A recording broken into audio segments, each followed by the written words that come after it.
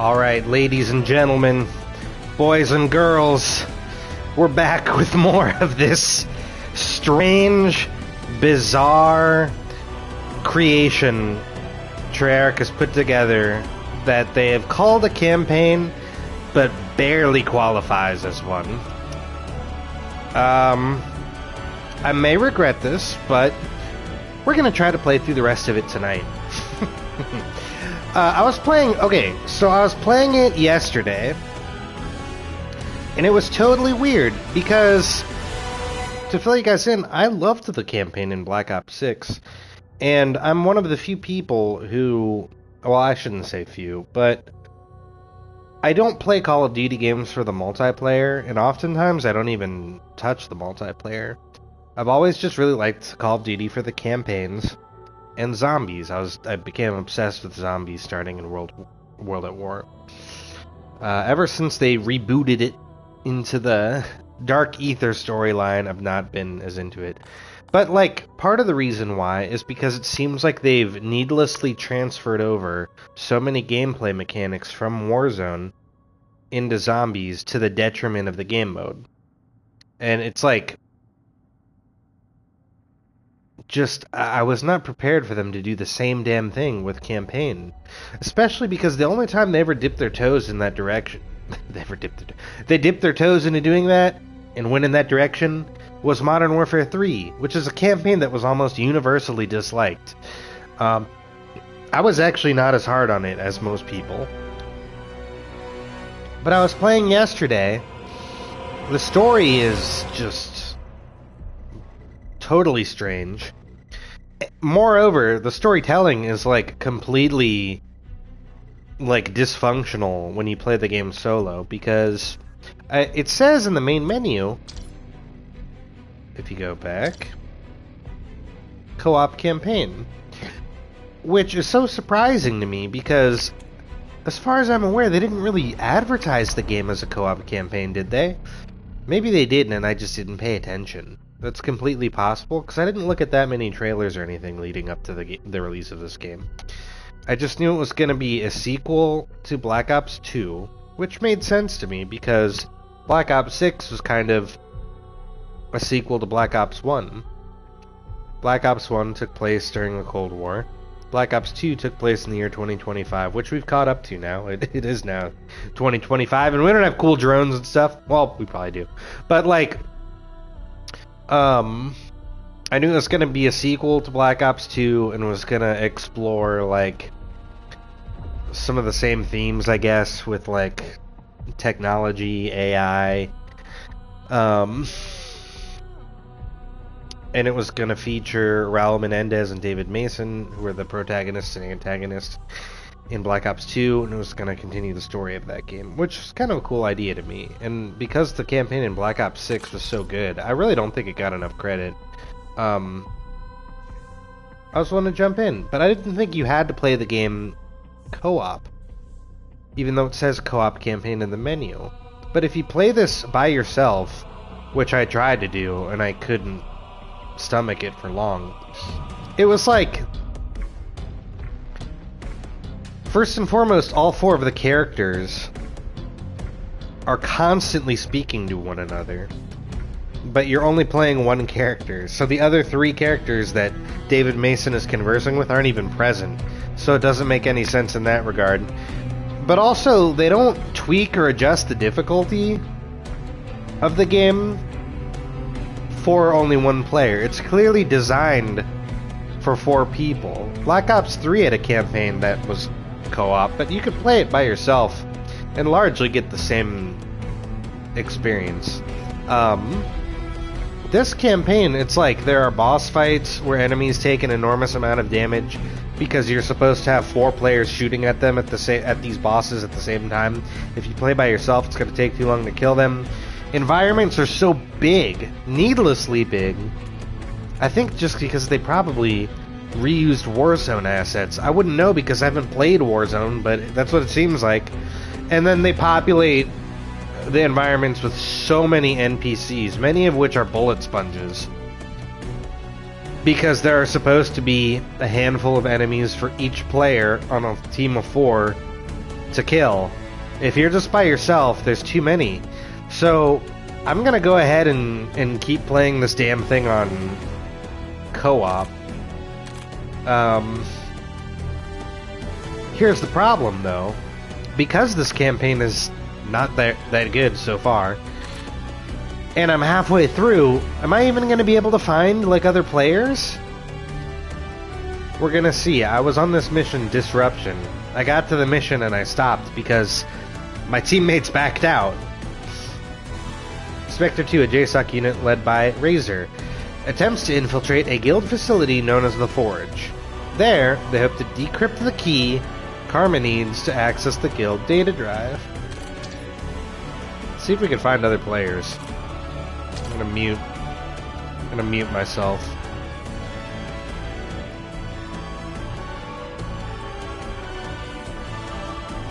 I've got great internet speed. There's snow. Snow! Oh shit.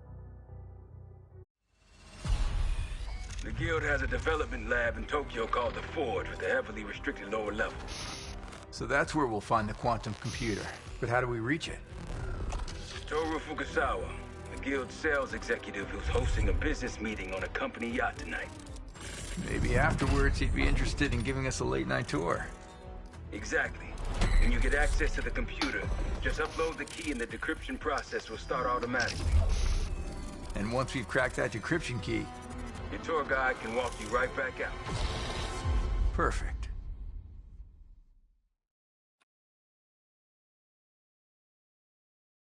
Of course.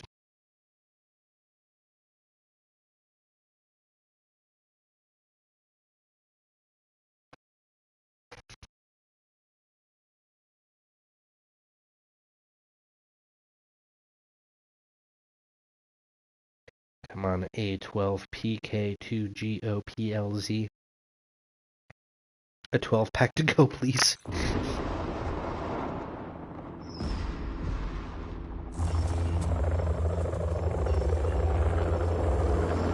Here we go. Meeting's over.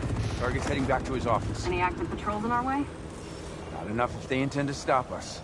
And Fukasawa will cooperate? He's a sales exec. Simple We're twist playing in as the a arm, different he's gonna team of walk us right characters. to We're the not even Forge. Mason this time. If not, there's always plan B. Dare I ask? An EN-12. Experimental EMP. Wide radius. Extremely wide radius. And unauthorized for the mission, Vermont. Figures. You trying to get us all killed again? There's a possibility its electrical burst could short-circuit our ceilings. That's all. That's all. How certain are you we'd even survive that? Fairly certain. Barely certain. It doesn't matter. It won't come to that. Fukasawa's our ticket. Colonel, we're gearing up and heading out. Understood, Spectre 2. Godspeed.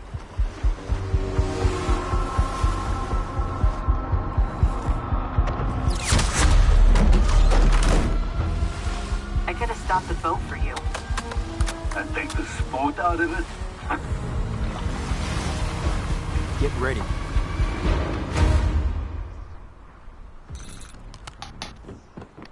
Keep it quiet.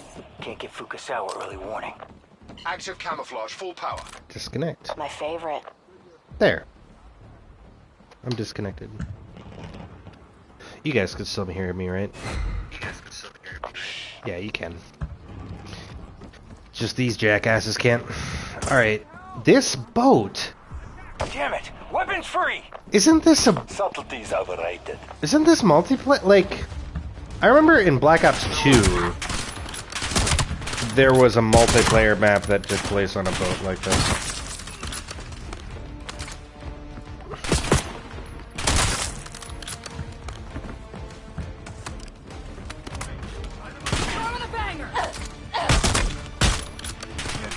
Alright, but see, just like Warzone...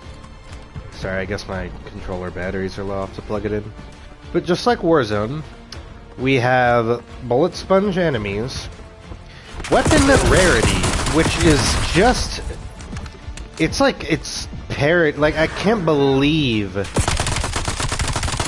After the entirety of the internet has been screaming for years collectively that we hate weapon rarity in zombies. What do? Fukusawa's somewhere around here. Maybe down below. They keep it in zombies, and then they add it in the campaign, which nobody asked for. Now these graphics are still pretty slick. Hatch. On me. I do think the game has good graphics, but Search it's the deck. Eyes out for Fukusawa. it's weird too that like Call of Duty has been running on the same game engine since the Modern Warfare reboot, Modern Warfare 2018, right? And how many games have we had since then? Modern Warfare reboot, Cold War, Modern Warfare 2, Modern Warfare 3, Black Ops 6, and now Black Ops 7. We've had the same engine for more than 5 years, and maybe they do improve it in some like very subtle ways that go over my head, but it seems like they don't really improve it game to game. And a funny thing is that the game used to run on the same engine from like Call of Duty 1 all the way for like so many games. All the way through Ghosts, I think was the last one before they finally upgraded it. And even then, like from game to game, they would make small adjustments and improvements to the graphics in minor ways from game to game. And the way the game played is I still go back and I play Black Ops 2 zombies and Black Ops 3 zombies quite often. And the way you aim and shoot, movement flows a little better. Like they make it. You could tell there's a difference.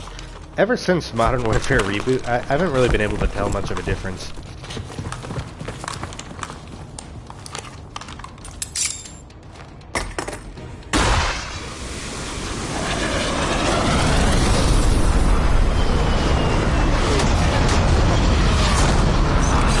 Robots!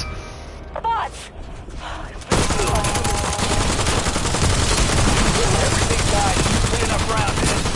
Well, good thing it's not a bullet sponge. Black hat is out.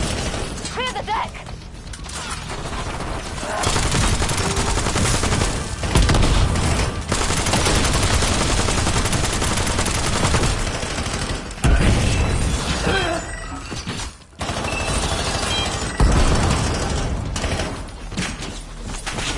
Oh, an axe. I just threw an axe.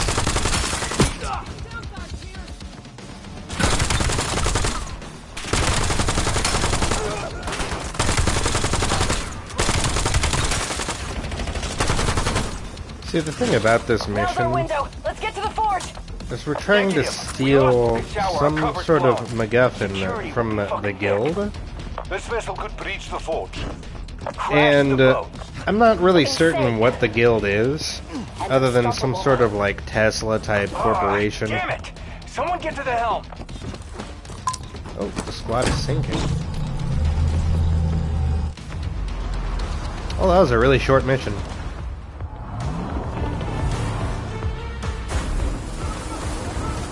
Unless it's not over.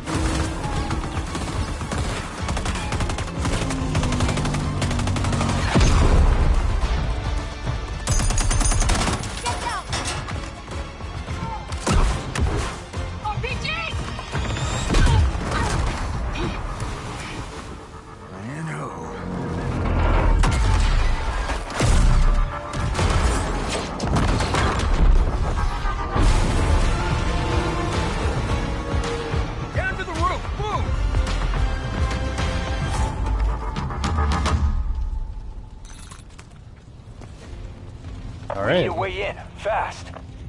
Got a skylight ahead. Infiltrate the forge.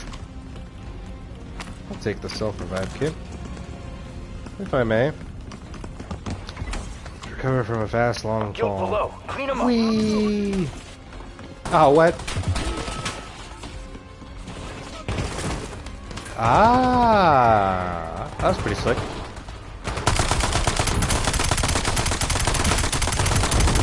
God damn, how many are there? Don't count them. Drop them.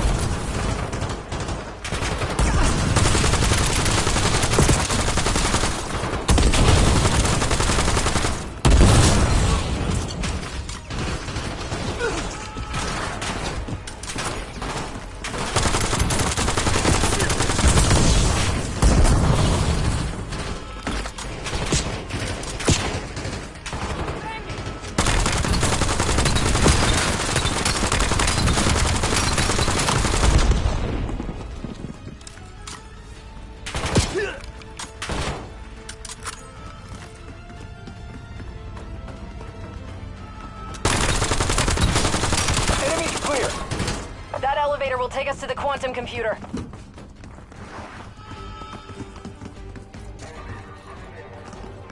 Of course it is. Shit. Let's see if we can find a security station where we can lift the lockdown. Contact.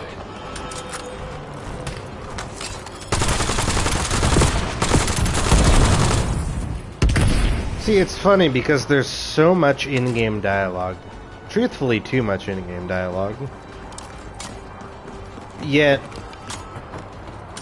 more than 90% of it is just characters saying things to one another to convey to the player what their gameplay objective is supposed to be.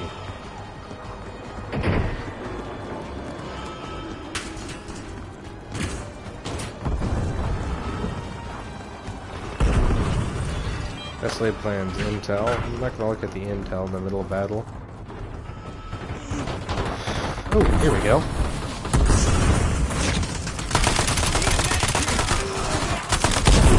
You know what else is ironic, too? There's no difficulty.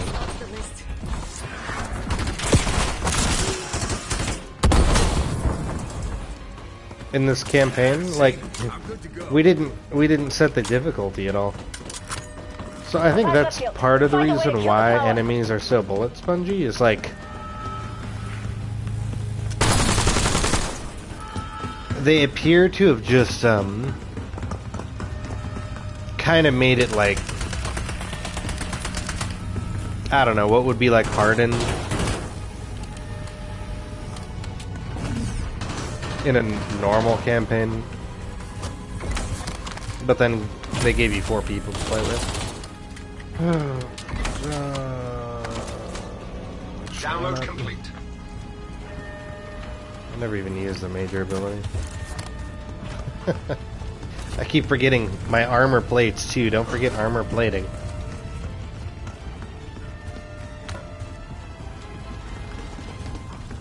Security station ahead. Then let's clear these guys out.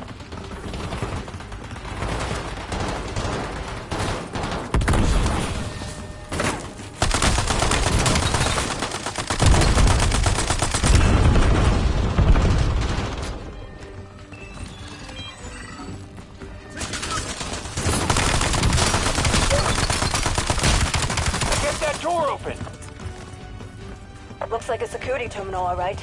I take it back though, because even on hardened, like these enemies, they wouldn't take this many shots. It's just the damage you sustain would be less. You get shot a few times, you die, but like enemies would still go down when you shot them on hardened difficulty in like a real Call of Duty, a normal Call of Duty campaign.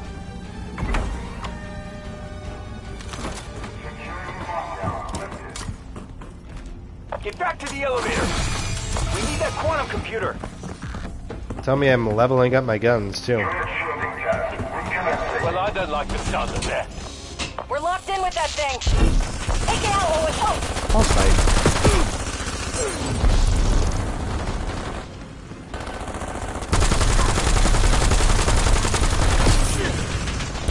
We gotta drop the field around it. EMP grenades detected nearby. I like the sound of that. Whoa! I love how it, like, it gave me the option to use a different form of grenade right before this boss fight. Hit it! Hit it now!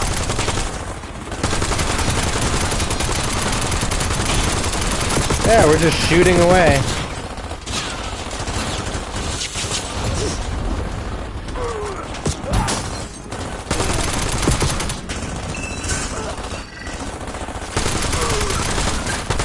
Turret shielding back online. I mean, this is sort of like how you do a boss fight, though, right? In a Call of Duty campaign, because if you're not... I don't know. If you're not fighting, like, normal enemies, you have to either be fighting some hallucination monster or some Turret shielding disabled. iRobot shit. Take it down.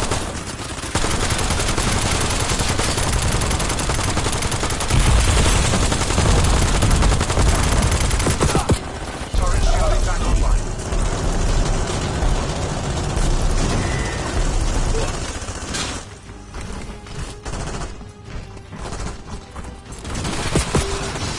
Turret shielding disabled.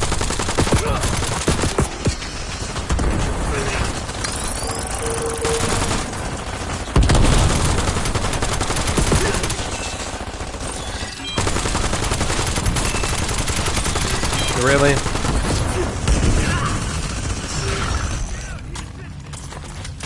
Advancing.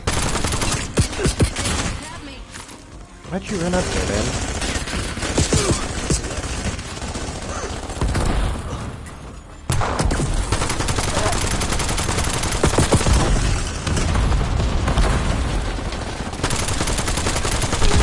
That'll get your blood pumping. Let's get to the elevator. Finally.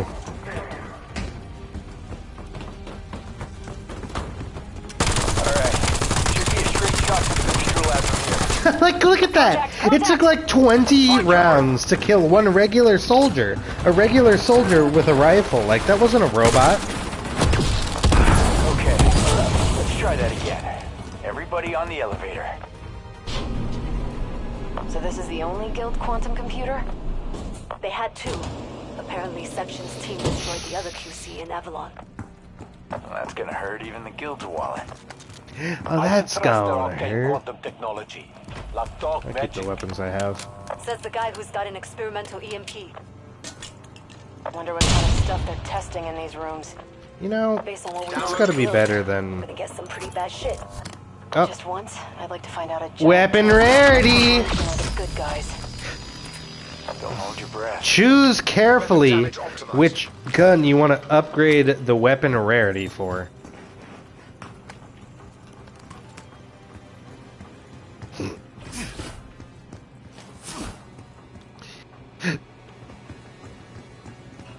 You know, like, in one of my security jobs I worked, we had to wear a tac vest. And it was the same thing as, like, a Kevlar bulletproof vest. It's just, it didn't have the armor plates inside. So it wasn't bulletproof. It was just for show. It was just to make us look cool. But it's like, in order to insert or install one, Cooling infrastructure. We're close. you don't just go like in the middle of battle, this guy's just like going, and it's just like, what, magnetically like attaching to him or something? No, let's use a drone.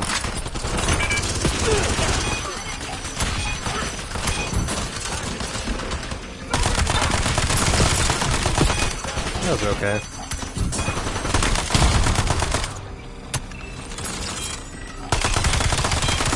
I guess it's better to have this than Vision Pulse, right? Push forward!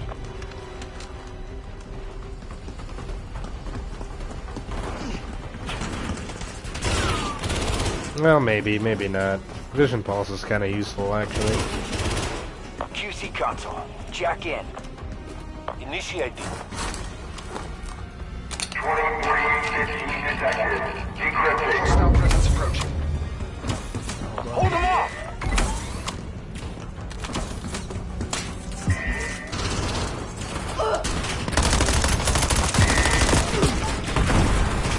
Oh, it's two of the same gun.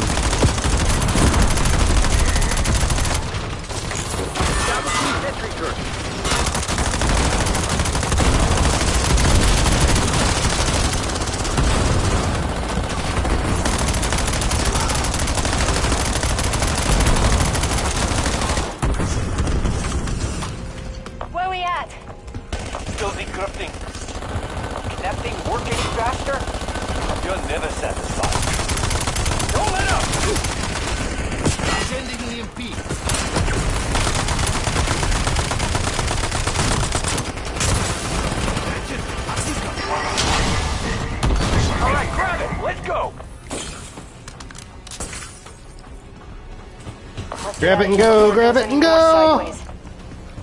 What Search do for you way mean, out. all sideways? We rammed a yacht into the building. Look at that.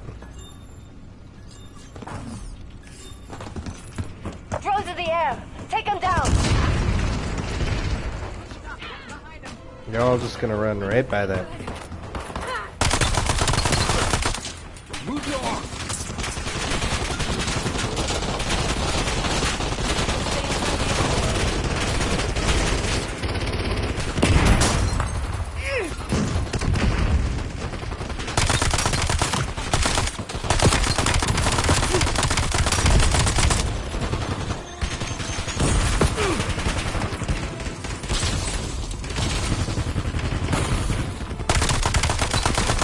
This is the other thing too. I'm using a different weapon rarity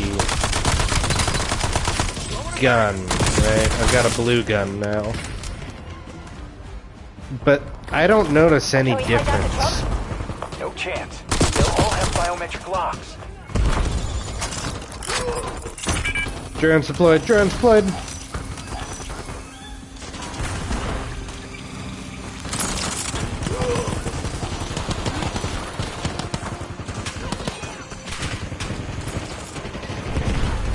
Oh, hey.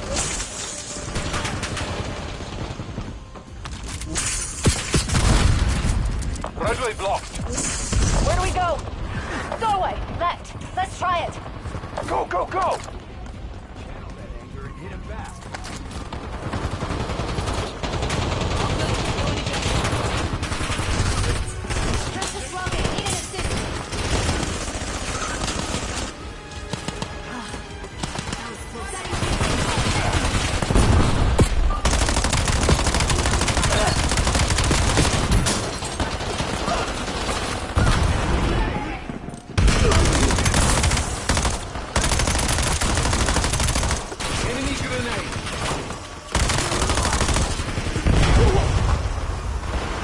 What are you fools doing?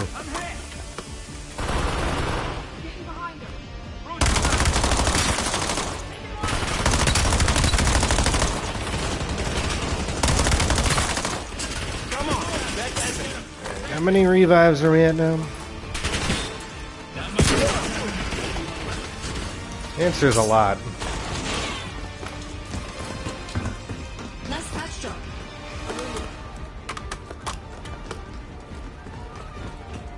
Nice patch job. Use the wall! Up and over! An empty subway station? Where are all the civvies? Translation. Shelter-in-place orders in effect due to harbor collision.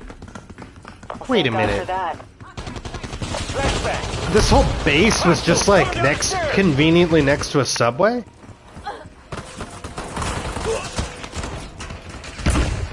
Oh well. Maybe it's like that in Tokyo. But there's no civilians. So it's November now. For October, for Halloween, I was playing The Darkness, which is a great, like, classic first-person shooter. And so much of that game takes place in a subway station. There's like a subway station, it's kind of like a hub area you go to in between missions. Colonel, we're street level. Ready for exfil. Seeing that just makes me Roger miss that. that game. We'll have to land down there. Oh, look at this statue, though. This is a cool statue. I always wanted to go to Tokyo. Entrances and stairwells locked down.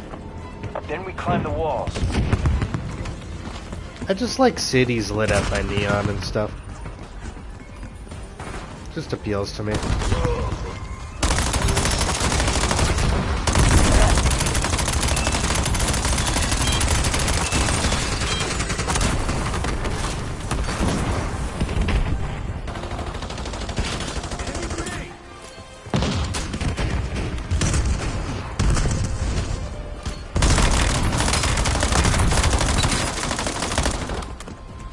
It's like we're just like Let's try that L train station. Up the stairs! going to war with like countless guild employees just like in the middle of Tokyo. And there's like no civilians or anything. I know that these idiots just mentioned that like I guess everyone went home for work. This is like Batman versus Superman when they fought Doomsday in the middle of Metropolis. They were like, oh, thank God everyone went home for work. Scaffolding.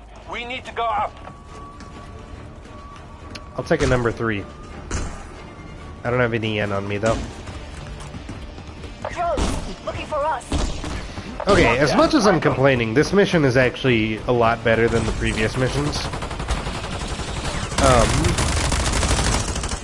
Because this is like a real, like, campaign environment. The other ones, it literally felt like I was placed in some type of Warzone map. Don't stop. Go. And they just populated it with enemies. Movement speed upgrade available. Ooh, I got the high score in Pac-Man. Oh, shit.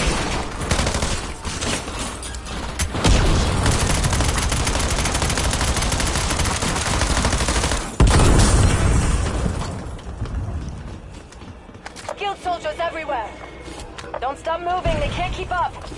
Focus on reaching the exfil.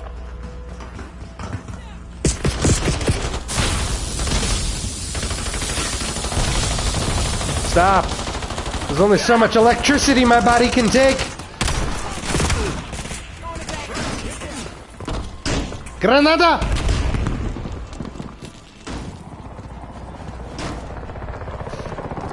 Shit. I suggest you don't look down.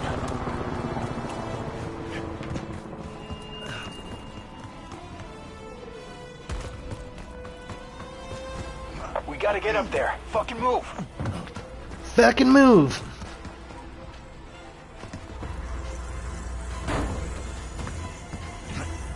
Elevator to the roof. On me. Oh, come on, man.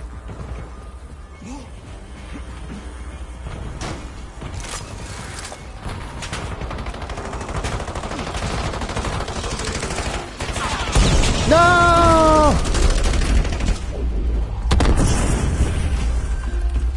Mitzi.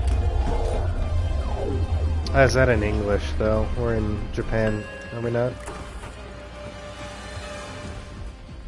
Bye-bye. Oh.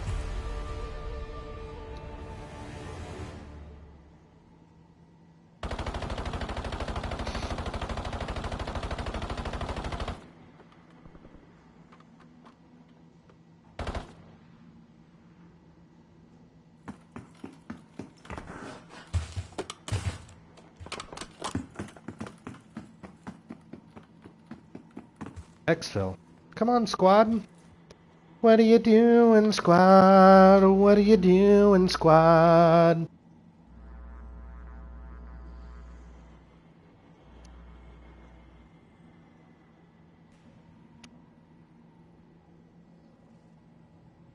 Well, we'll just sit here and wait for them.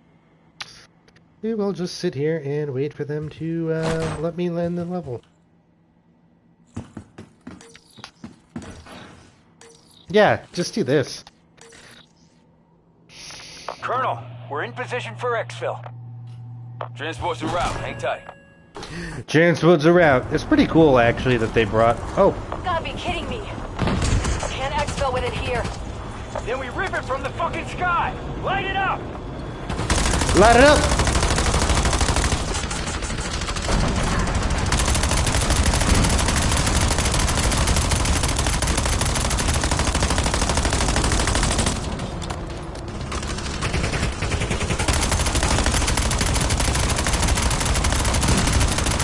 La da da da da da da da. Oh, I got the shotgun.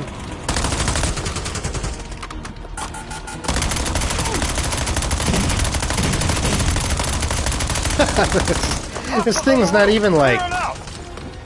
It's not even attacking me. Semi-auto rifle. I mean, I can't throw an EMP grenade at it, right?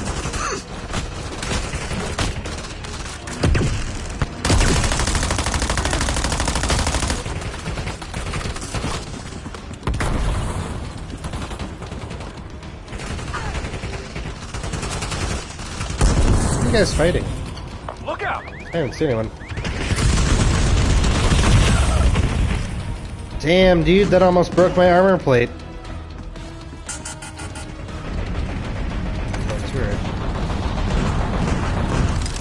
Point turret deployed.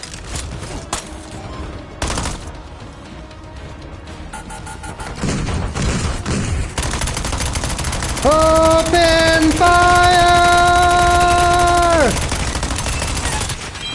I mean, this VTOL. Like, think about it if it was the other way around.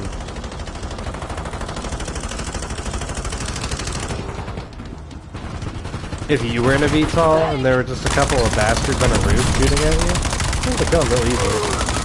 That's it.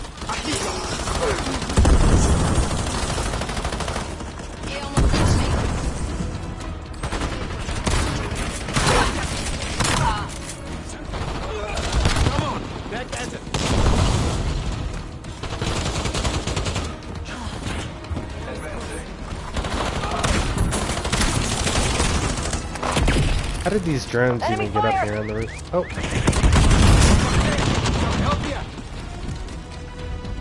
Lame. On your feet, payback time. I'm fine. I think this VTOL is toast, though. I'd be very surprised if we do not successfully defeat this thing.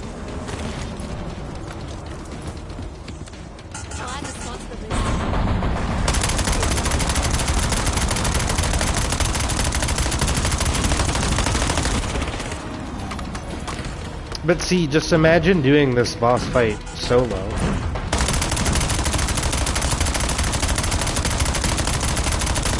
How strong is this shield? Warning. Your standard equipment cannot deplete the shield before exfil arrival. We may have a way. Plan B. Plan B. If we're all certain. If we are certain. Do it. Charge the EN-12. EN-12? Initiating EN-12 charge. EN-12 charging. Goddamn, more Hold of out them! while it charges. It'll take time. Hold them off.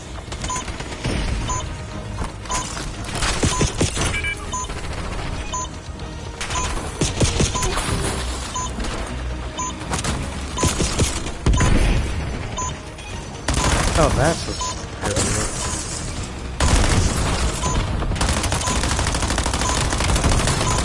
Charging 50%.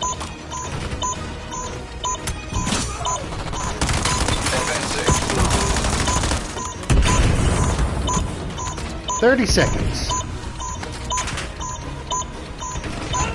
Colonel, tell that transport to hold this until the blackout. Blackout? What's going on? Online. Over and out. EN-12 activated.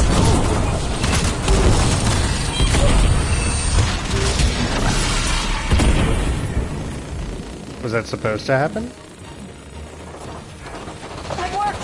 Shields are down. But our ceilings are cutting out. Don't need them. Knock that son of a bitch out of the sky.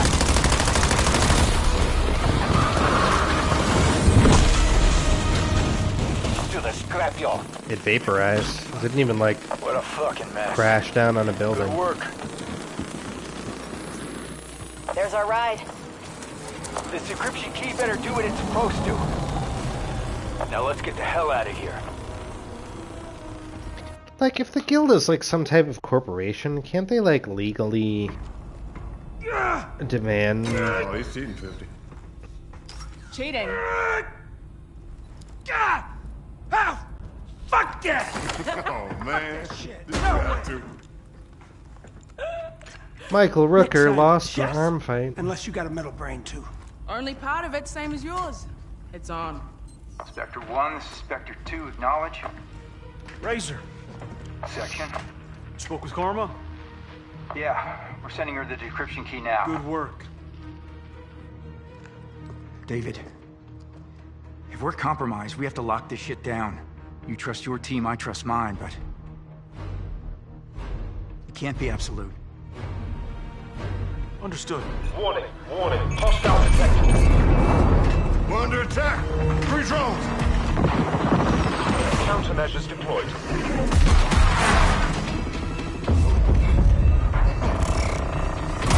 Bandit down, 2 remain. Bandit down, 1 remains. Lost hostile disengaging. Area clear.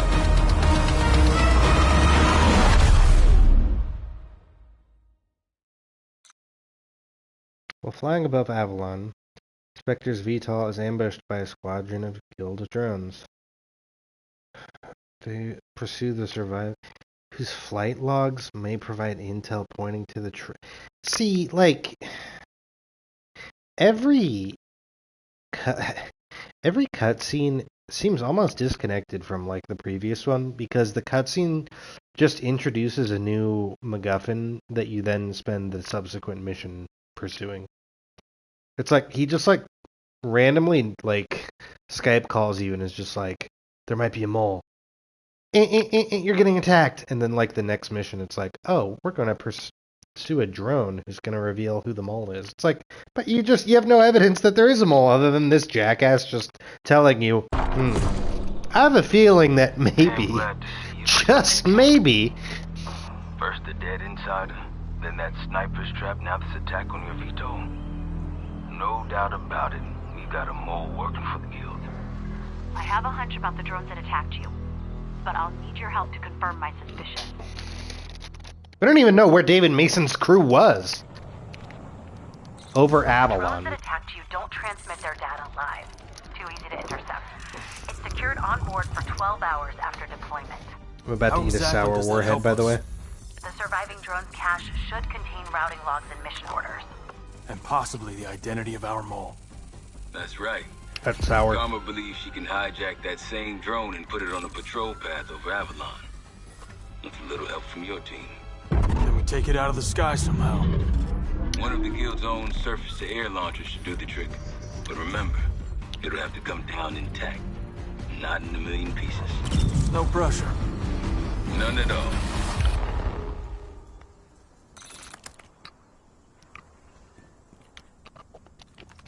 First step is to upload a virus at a nearby Guild op in the Coliseum.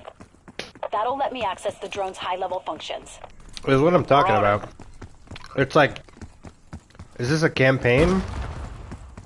Because it feels like they just took the Warzone map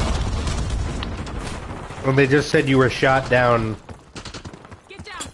over the Warzone map, and now you have like a map the size of a state to like run around. But there's hundreds of Guild enforcers. Why? They just shot down my bird. What, there was an army? There was an army of Guild people just waiting in a fucking civilian, like, gas station for the soldiers that would survive the attack. What? What?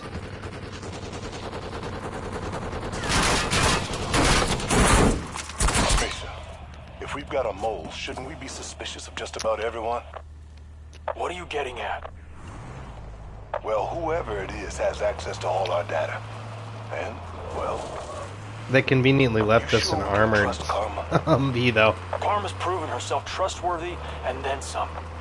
I have the utmost confidence in her. That's good enough for me, sir. Karma was in the last game. We know we can trust her. Too, Mason. This is different. The matter is closed. Hello? Are you gonna shoot this guy? Yeah, all right. Dipshit. Understood. Someone get me back in the mix. Fucking unbelievable. It appears that our car has less health than, like, some Guild enemies.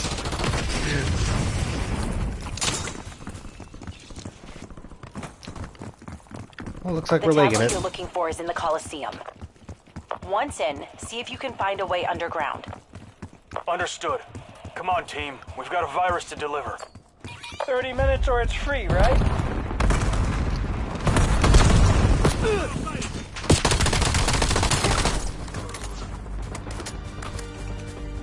We've got a virus.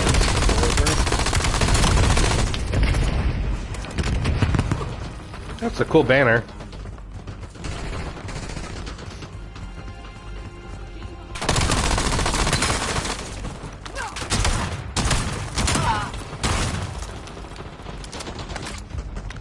This is a shotgun.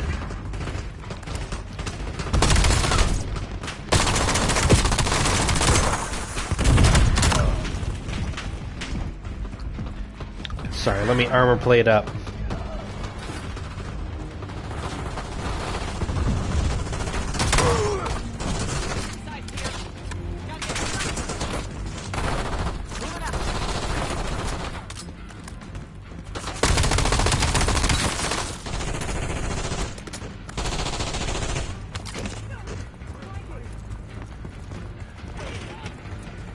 What are you doing, number 3? Maybe they have to get up and go potty. Because you can't pause the game with something I've noticed. Even if you're playing single, like, even if you're just going through the campaign on your own, even then. Karma, we're in. Great. I had like a That rock tablet concert. should be nearby. On me. Sitting waypoint. See, I'm already confused. We got shot down, so they said you might have a mole. So we're chasing a drone, but we're going to a Roman Colosseum. But she said the tablet is nearby. What tablet? What's she talking about? I shouldn't say Roman. It's not Roman Colosseum, but.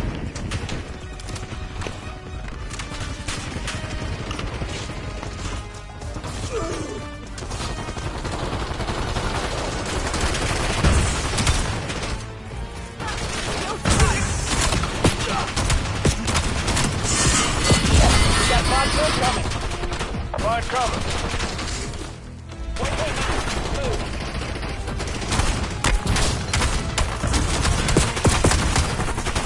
Why do you have so much health? Holy shit. Why is her name 50/50? Let's move. I need everyone at the top of their game. You always are, Commander. Go, drones, go. Or you could just go the other way. The wrong way! Everyone is over here, and you guys all just, like, flew into the wall. What was that?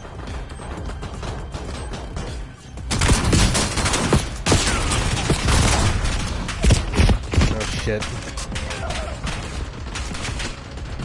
The whole team could wipe.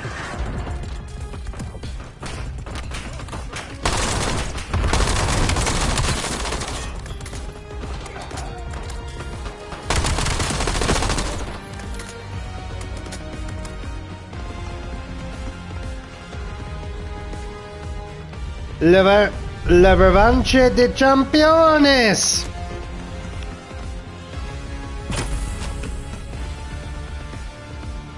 I think there is no need for the drones after I just saw what they did. That was so stupid.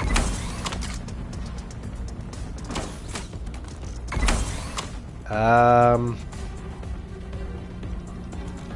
the light machine gun.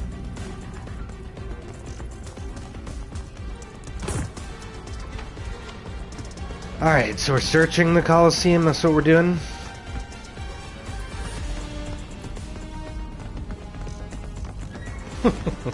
It seems like they expected to die or something.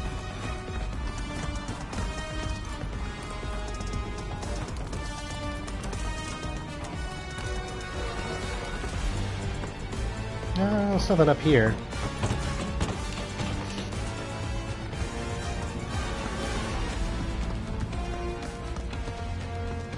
What were they guarding?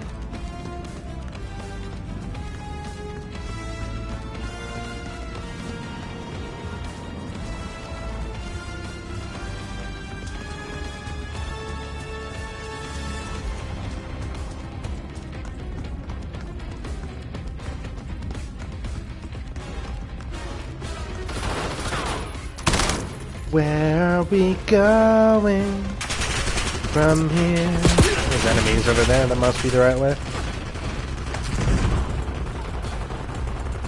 Rally on marked course.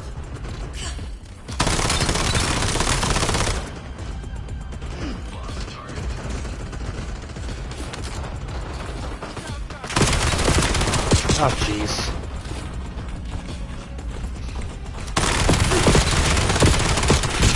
I can't believe how much damage these idiots take. I mean, it's... I pinged a tablet there that's hooked into the Guild's drone network. We're on it. Reloading. I bet I'll wipe. After all the fucking times I revived them. Oh no. Thank you, Mason. Thank you. This never happened. Health upgrade available. Installing backdoor access virus. Access granted. I'm in. Accessing the drone's pre-programmed flight protocols. That's While a I joke. work on that, head to the surface-to-air launcher outside the Coliseum.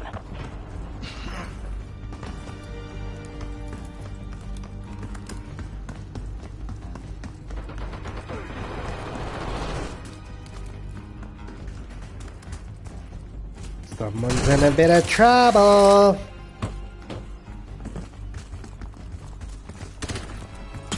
Where are they?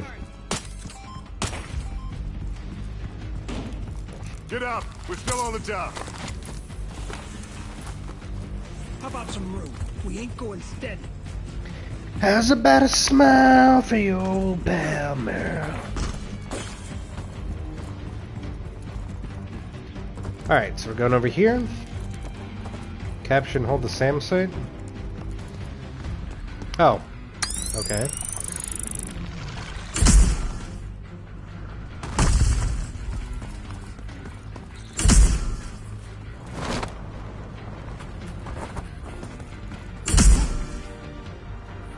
It's not even letting me deploy the wingsuit. Karma, we're at the SAM site. Excellent. Just launched the drone from the airfield. Attach me to the SAM launcher and I'll override its controls. 50-50 deploying Sentry turret.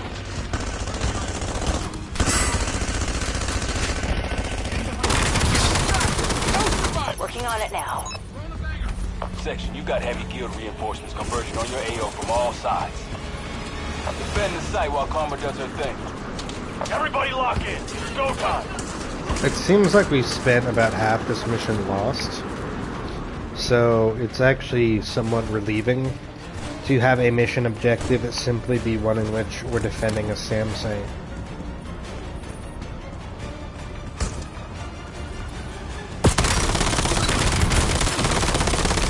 How many?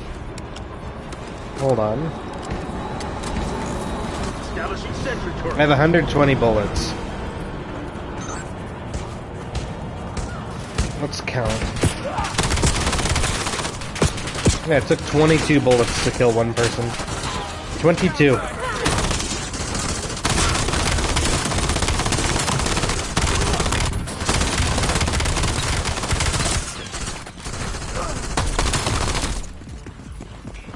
$22.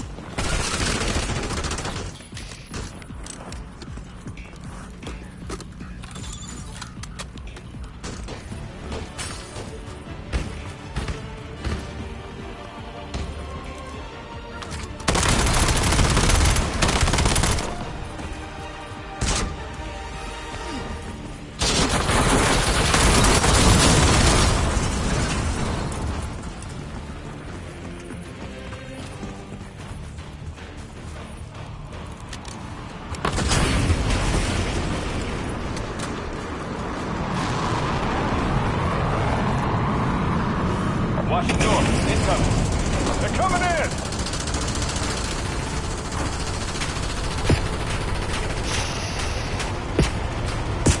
Watch it. Dog action.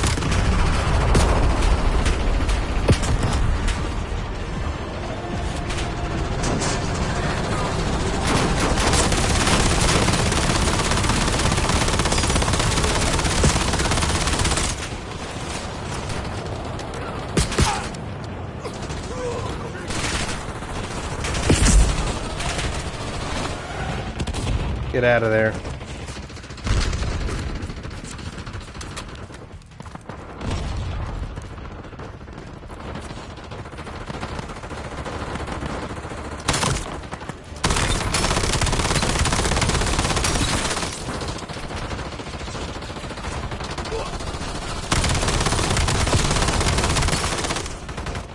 Do I need purple rarity? Is that what it is? Do I just not have the right rarity? Because I'll do what must be done.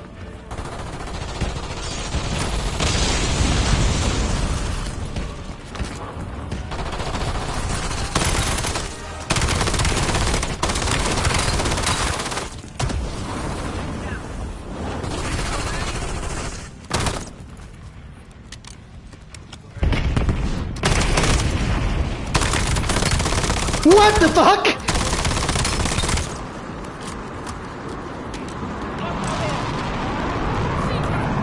Okay. Watch the north. Incoming. Enemy VTOL inbound.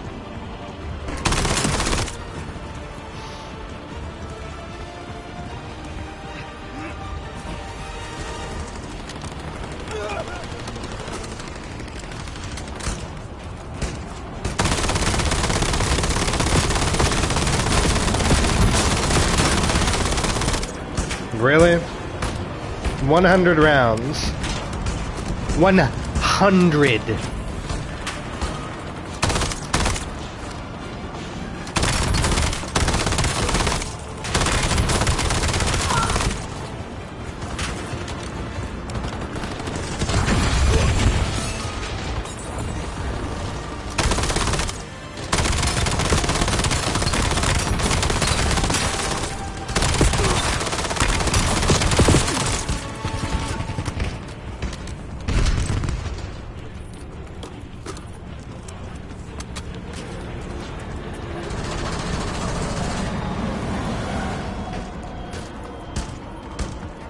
It's just like wave after wave of these enforcers.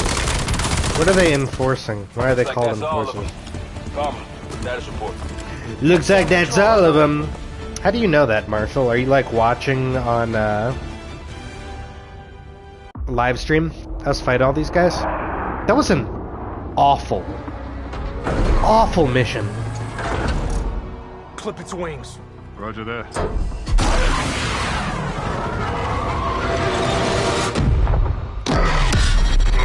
Up.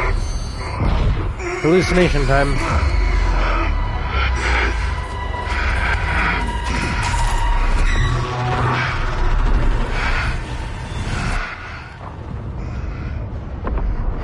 Oh, look. You know, like, all of the Black Ops games, Samuels, ironically, maybe happening? except for Black Ops 2. The president? What are you talking about? This happened in Black Ops 2. It's the cradle again. I was here in 2025. Menendez launched a drone attack on Los Angeles. He tried to assassinate the president. When you were Secret Service? Oh, you used to be Secret Service. I was assigned to protect him. All I could think about was saving my own skin. I remember that day too. There's no time to dwell on it. We're still on mission. And that right there is our mission.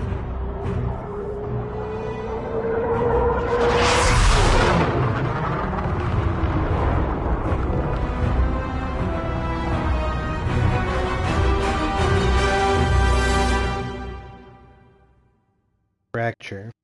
Plunged into a hallucination. The team pursues the damaged kill drones while hallucinating. Like, there was some very trippy hallucinogenic stuff in Black Ops 3, but that was actually the most memorable part. And there were, like, psychological themes and psychological sequences where you see things that aren't real in all of the previous Black Ops games, other than Black Ops 2, actually. But I just feel like they were handled more artfully. What the hell? Okay. That was something. And because the stories in those games were so much stronger, even Black Ops 3, they made more sense. Whenever the hallucination stuff happens in this game, it feels like it really just kind of happens out of nowhere, and for almost no reason. More coming.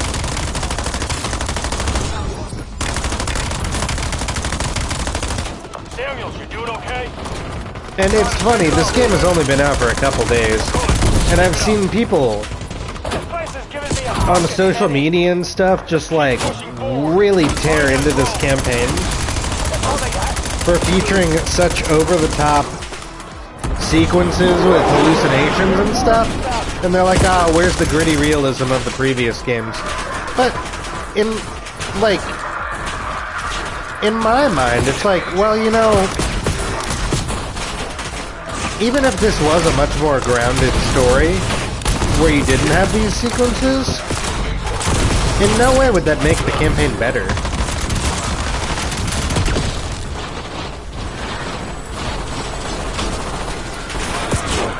My entire team went down.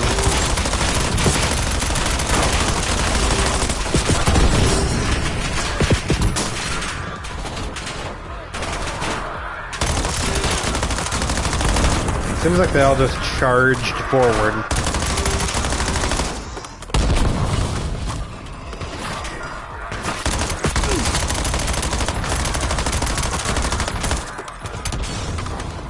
I hope they don't quit now. It looks like one person already quit.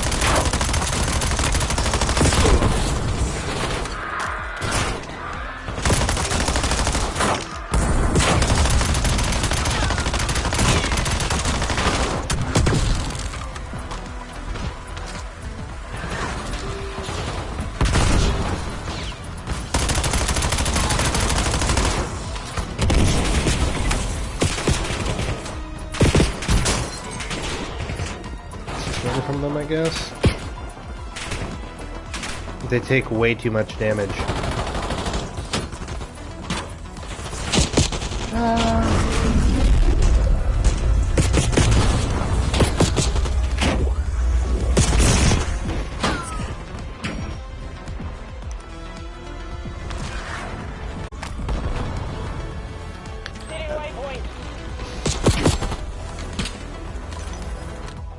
I'm leaving them. They just kept dying. How's the audio, by the way? Is the audio okay? Yeah.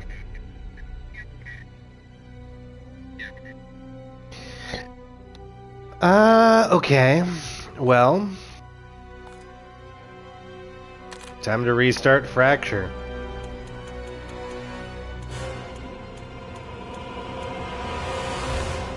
See, like, again...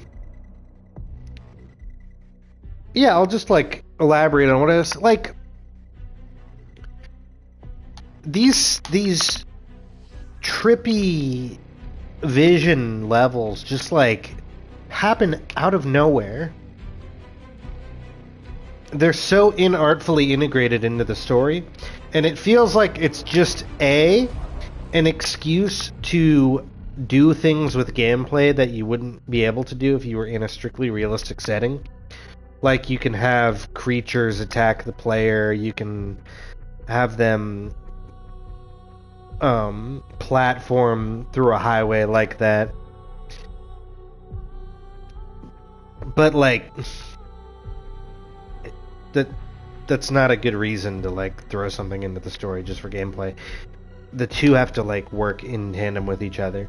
And then, like, secondly, it feels like it's just being done so that they could allude to things from Black Ops 2. Because everybody loves the campaign in Black Ops 2, and for nostalgic purposes, they want to, like, harken back to it. But it's like, okay, Menendez is no longer alive. If you have a mission where out of nowhere you're fighting him as a boss, like, that doesn't really do anything. It's not really bringing back the character and featuring them in the story in a meaningful way that gets an emotional reaction from you if you're a big fan of that stuff. It's just It's just thrown in. And, like, again, comparing to Black Ops 6, Black Ops 6 literally had a whole mission where you were fighting through Vorkuta and Mount Yamantau. There were, like, 2 locations from Black Ops 1 that you revisited in that game. But in both instances, it made sense. They worked it into the narrative in a way that was logical.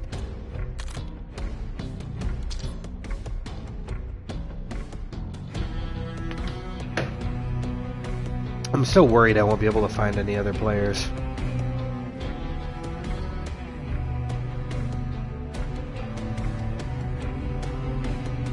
Come on, somebody's gotta be playing Fracture right now. Somebody's gotta be playing Fracture. There we go.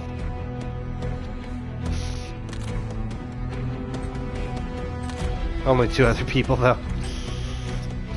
Shit.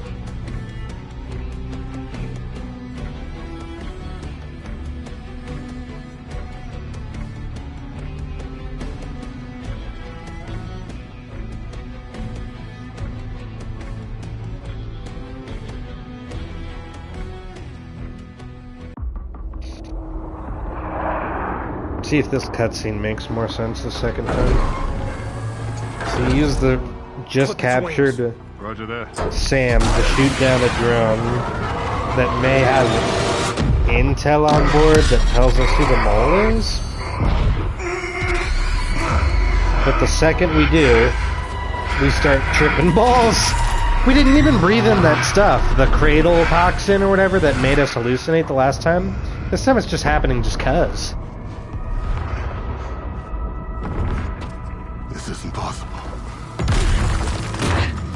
Samuels, what's happening? We have to save the president. The president? What are you talking about? It's the cradle again. I was here. In 2025, Menendez launched a drone attack on Los Angeles.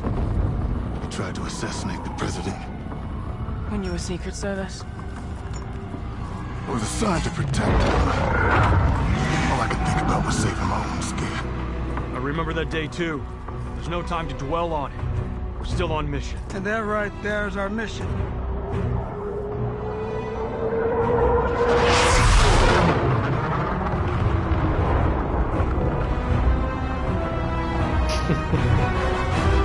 How would you, like, know that, though? Because, like, none of this is real. Come on, Alright, let's find the drone. Panicked, fleeing, terrified of dying. Oh yeah, this is exactly the same. I remember you got on that turret and shot drones out of the sky. Seems like it. Echoes of the chaos we went through that day. Not really, though, because, like, That up ahead. it was all drones, wasn't it? That was something. That was something. We've got incoming. Let's roast them. Hell yeah! I am not dying today.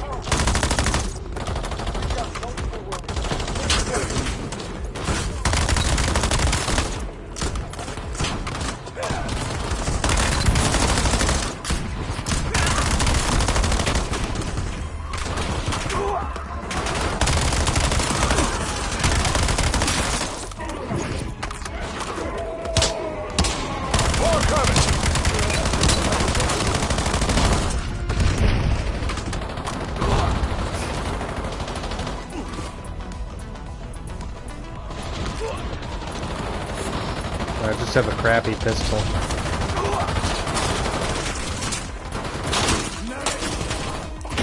Come on, you guys. You're not dead.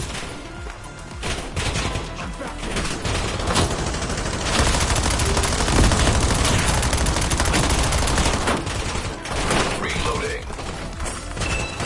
What is my ability? Someone get me back in the mix.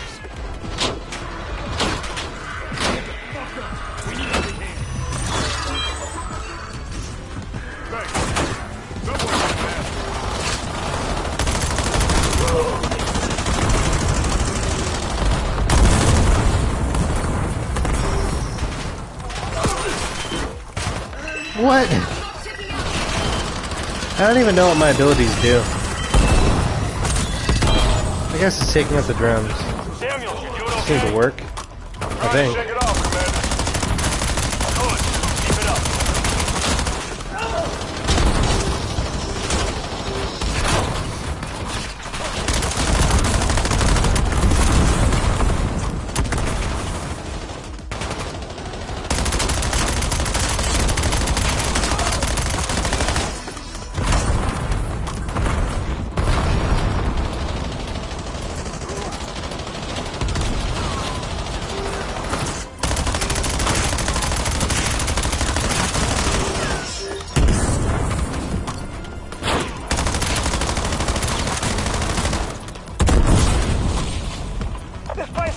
Sniper. Fucking headache. Just keep pushing forward. Find that drone.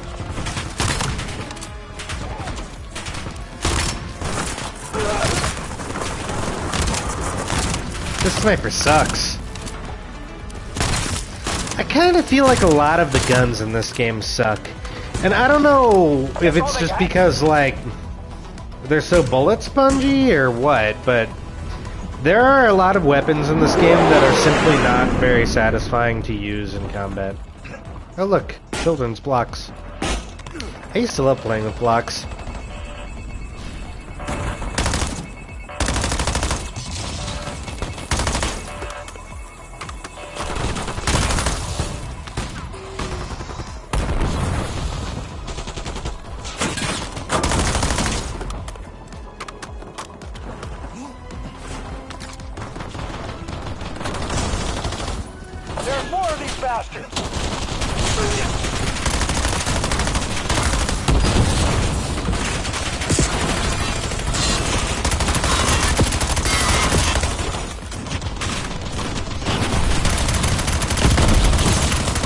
Holy shit.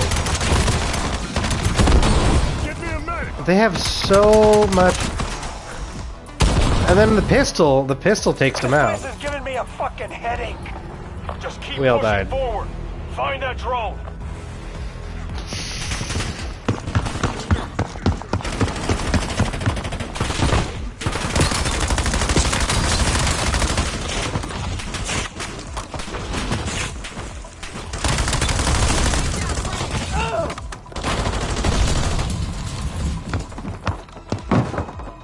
That's all they got.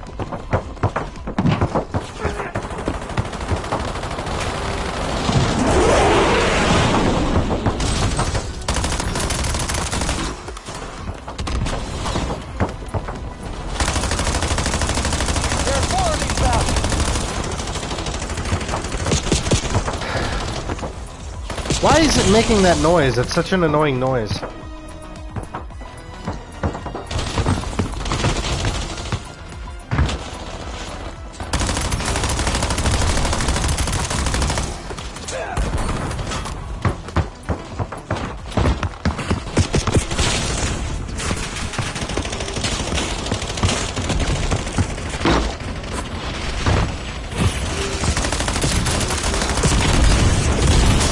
Someone get me back in the mix.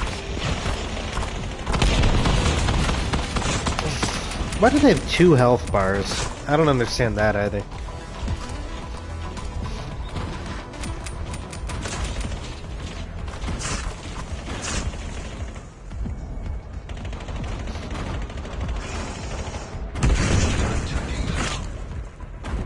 I don't know. This mission is really something.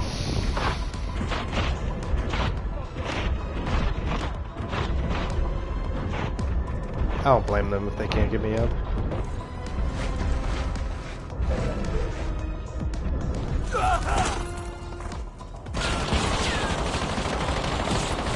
You know, I wonder too, would the campaign be any better if it was 2-player co-op instead of 4? It's just a thought. Looks like we're climbing. Use the vehicles to get topside. I like some of the most fun campaigns when I was younger to play through co-op, like Gears of War and Halo 2. Those games were designed to be single-player experiences, but if you wanted to play them in co-op, you just drop in another player, and it's a little easier, but not that much easier. And you don't have to like design scenarios and instances around featuring 2 people, which they did in this game. They designed them around having 4 people. I think it's a problem. Oh, this is kind of cool, actually. We're playing Frogger, baby. Typical LA traffic.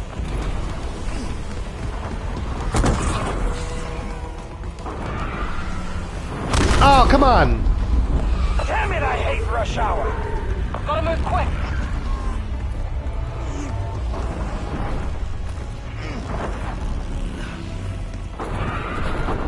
You know what it is? I just figured it out.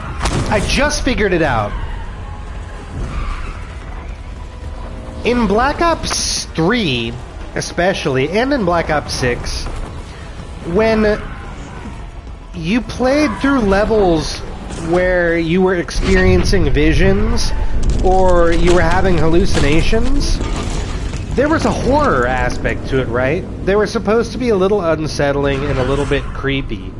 The protagonists were unnerved by everything they were seeing, and they were like, oh god, what's real, what's not real, this can't be happening, this is in my mind, and they'd be seeing traumatic imagery that, like, in Black Ops 6, it reminded the main character of something awful that happened in her childhood. In Black Ops Cold War, it was like, there was a mission you went on in Vietnam that you were reliving that was traumatic. In Black Ops 3, there was the frozen forest. In this game, when you hallucinate and you play through these levels, these characters behave like, oh, it's just another day at the office. They're sharing one-liners with each other back and forth. They're making jokes. They're saying, all right, guys, come on, focus on the mission. Hoorah, let's go over here, go over there. And they're like not unraveling because of the fact that they're horrified by what they're seeing. It's just it makes everything feel that much goofier and that much cheesier and sillier.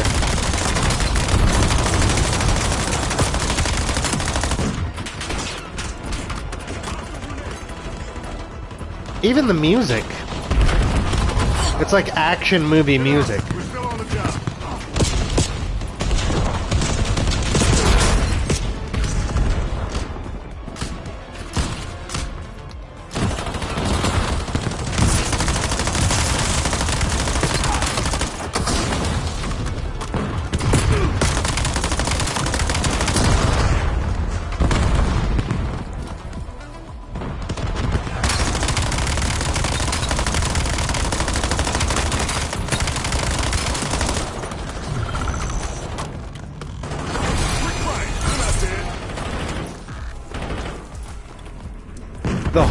The horror of reliving this traumatic event that happened where LA was under siege by a drug lord's forces. But hey, I just unlocked level 15. I just unlocked the camo by getting 50 critical kills with this AR. We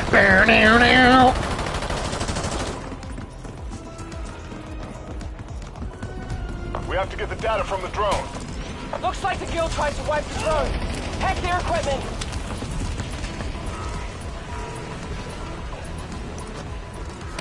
Let's hack this bitch. More tangos inbound. Stay sharp. Hold the wall. Oh, they're coming from behind.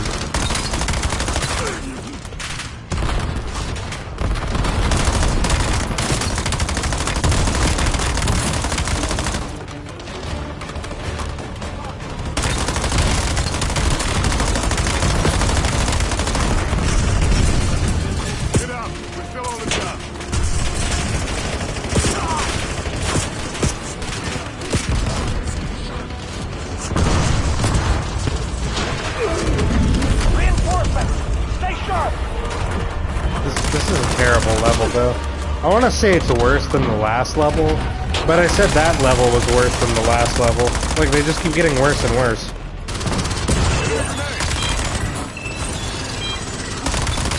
I guess this level is better than the last level, just because it takes place on this highway.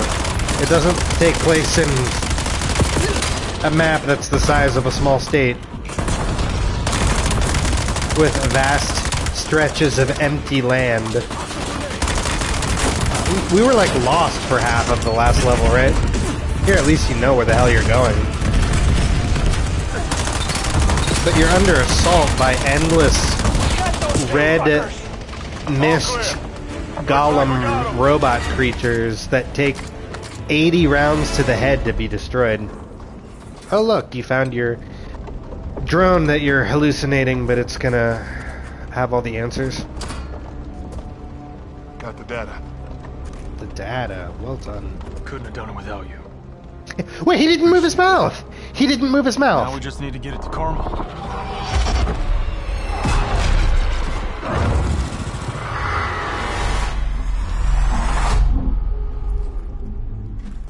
Uh-oh. Now what?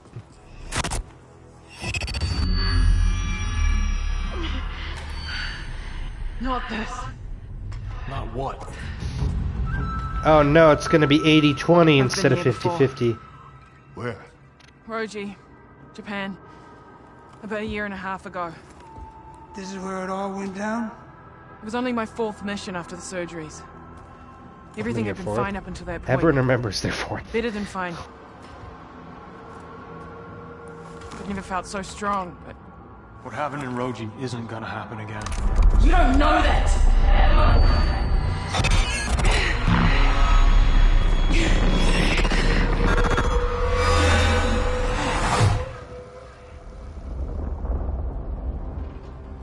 Okay. Listen to me, Leilani. We don't get guarantees Leilani. on anything out here as much as we may want them. Right now, we push forward. Get this data to Karma somehow. Can you do it? How the fuck is she supposed to say? Yes, sir. Like, how are they gonna get it to Karma? They're tripping balls.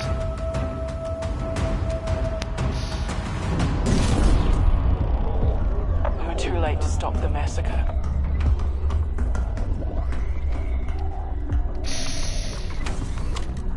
Alright.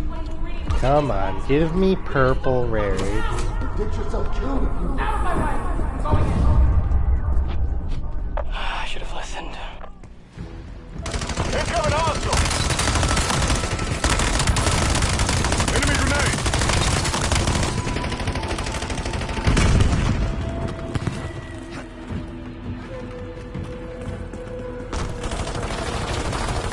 Okay, invisible air barrier on the roof for some reason.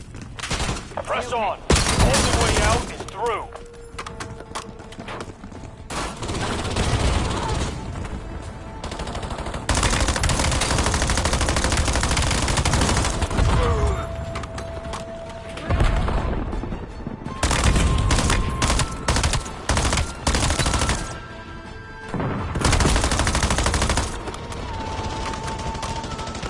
Pick that up.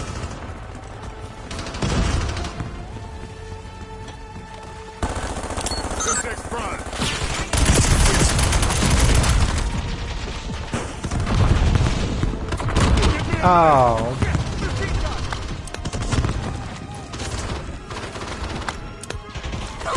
It's no big deal.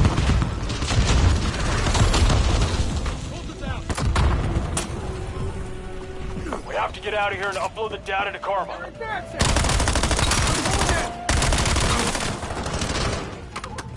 I was out of control. I knew I was redlining. But I pushed too hard and overloaded my... There's no context. It's like, We all push ourselves too hard sometimes. who was she fighting and why in Japan? You know what I mean? She's just saying, oh, my whole squad was destroyed in Japan. But like, what happened? There's no... I don't even know who 50-50 is. We just learned her name as Lelena like 2 seconds ago. Let's look around. The numbers, what do they mean? So many codes all jumbled in my head. In my head. It started with 4-2. 4-2. 4-2 what?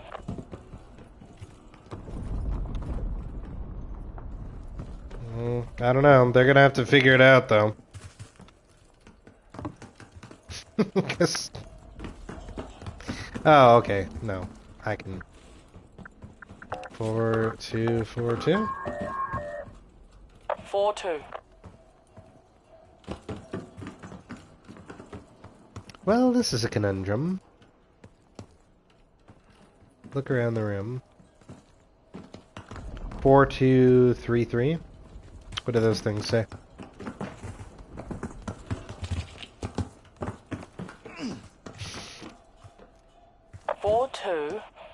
Shut up! 50-50. Oh, 4250. No.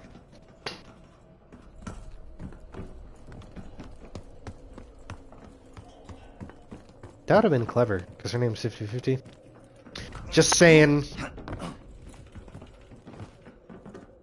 I don't see any clues. 4-2. Oh, here we go. 4-2... Well, this could mean anything. 4-2-5-5. See, it's staying the same right there.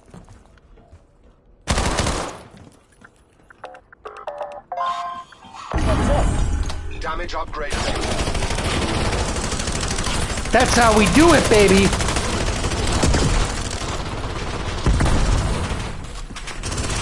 I figured it out. I'm so smart.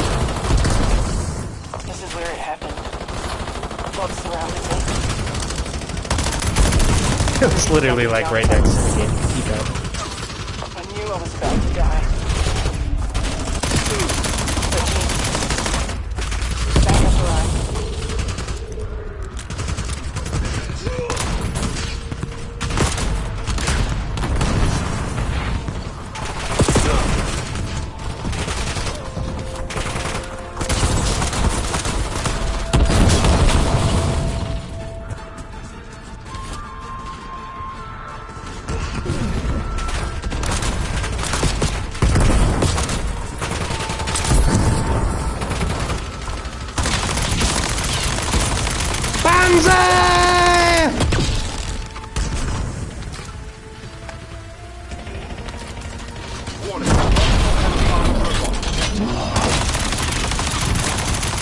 Well, shucks.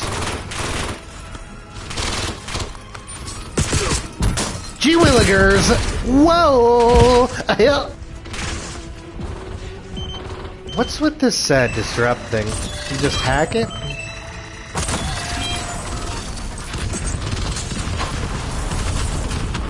My organs were damaged, but not irreparably.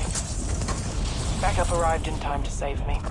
You poor I know thing. what you felt that day. You had to fight in battle sorry. without augments, much This is the like life we every We chose service. individual throughout all of time up until now.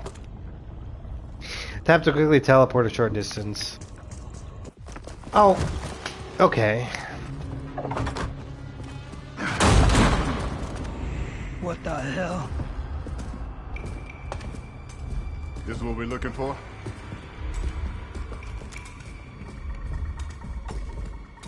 Menendez. Transmitting.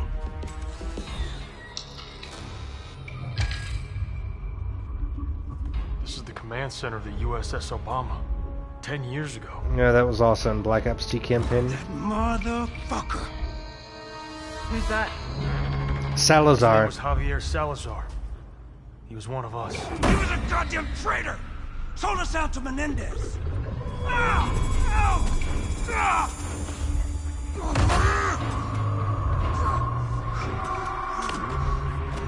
Hey, easy, man. This isn't real. The hell it ain't!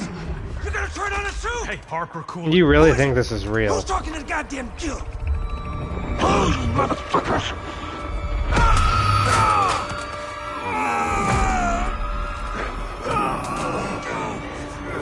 Harper's going crazy.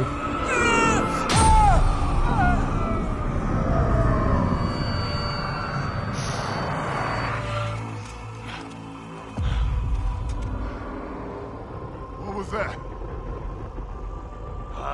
You might have I think this might have been spoiled for me, yeah, because I keep seeing out of context on X, like, people keep posting a little clip of everybody shooting a giant Harper.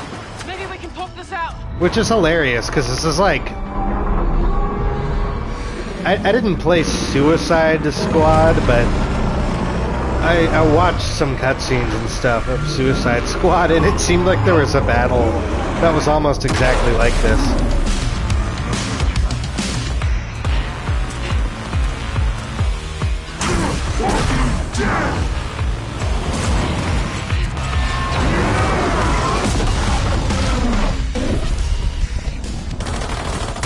Alrighty then. This is what we're doing now. Wait, where's player 4 though? Like... You sure? What if we hurt Hopper? Watch out for the ring! Okay, we're just fighting giant Michael Rooker out of nowhere. Like, this is what I'm saying. There's no meaningful, like, double meaning behind, like, the visuals that you're seeing. There's no reason why this is happening necessarily. It's just out of nowhere we're fighting giant Michael Rooker, who's breathing, like, red mist out of his mouth. Like, what is the red mist? Why does it kill us? What, like, literally what is going on?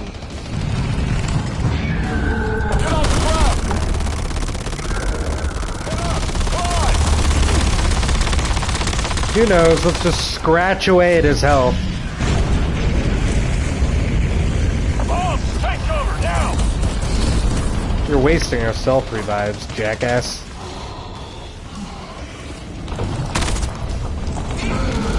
Keep clear of the subway! Good thing we have boxes of unlimited ammo. Oh, the red mist coming out of the giant's mouth exploded. That hurt it. Why? I don't know. Why is his arm made of, like, crystals, too?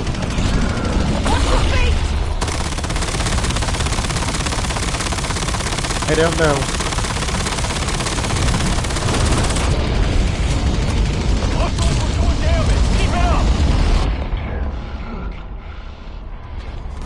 More tangos inbound. Stay sharp. Harper.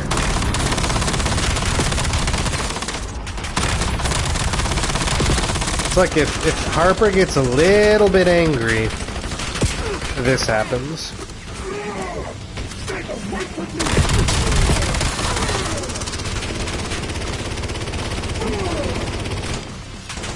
This is the consequence.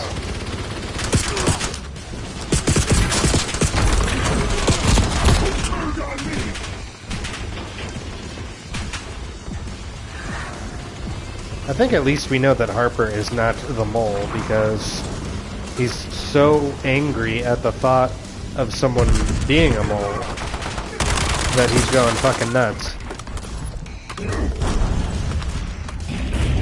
That must mean he's not the mole, right? Take it down! Fire! Fire! You sure about this? It's not him! Keep shooting!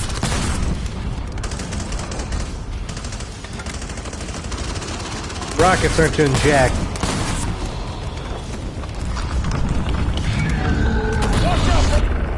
Oops.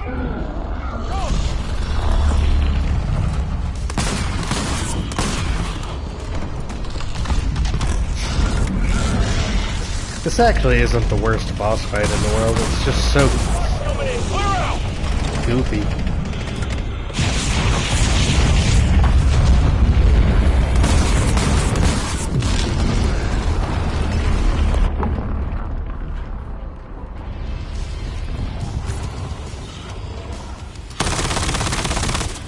I guess you can say one thing in the game's defense.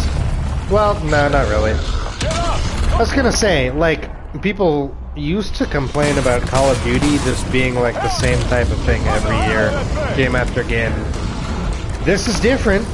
This is different, but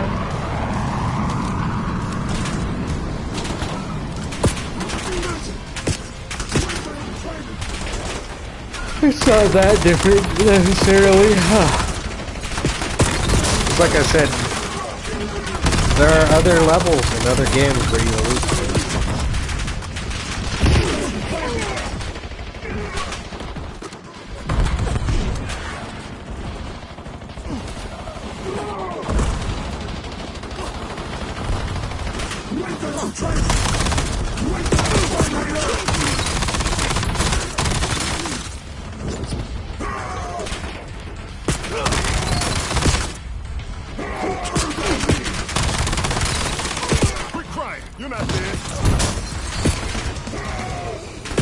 I have revived my teammates so many times.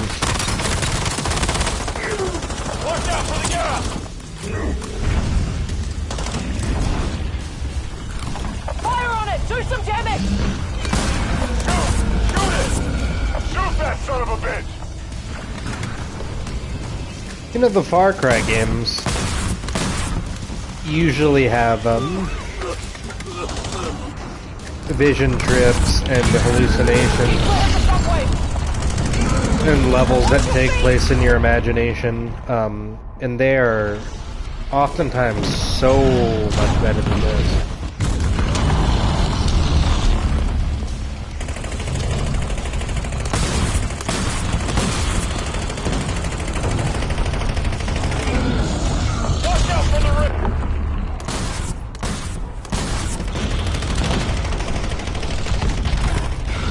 His hands. Okay, if you say so.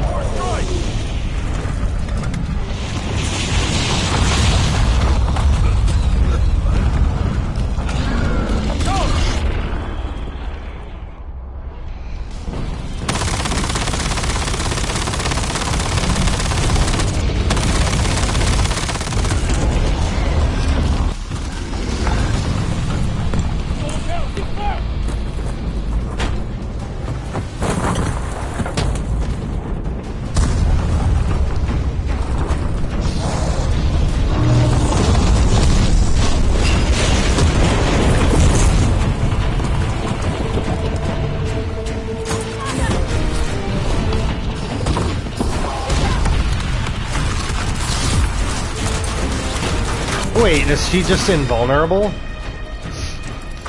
Okay. Just because she has a metal arm, I guess. Where's the real Harper? Oh. Wow. That was weird, huh? Yeah. Gonna throw a little temper tantrum.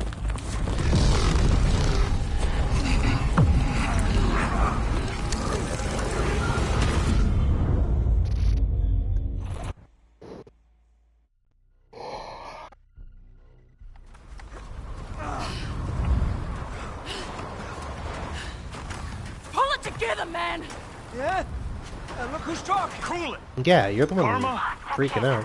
It's a Razor. He's been feeding intel to the guild. Razor? Son of a bitch. Who's Razor? Where is he now? His team hasn't seen him in hours. Marshall believes he fled Japan. We get through this thing, we get through it as a team. Wait, who's Razor? I don't even remember. Cradle. It's chipping away at us, making us second guess ourselves. As long as this shit's in our system, we're vulnerable. Take out your DNI. Never thought I'd have to relive 2025. Yeah. It's making us weak. It's using what's already there. Fears, regrets. That is on us. Hey, Harper. I don't need no shrink right now. I think you do, son. No. I say we turn this shit around and make these guild motherfuckers wish they'd never met us. We can push back on the cradle. Just need to keep our heads together. Don't let emotions take over. It's easier said than done.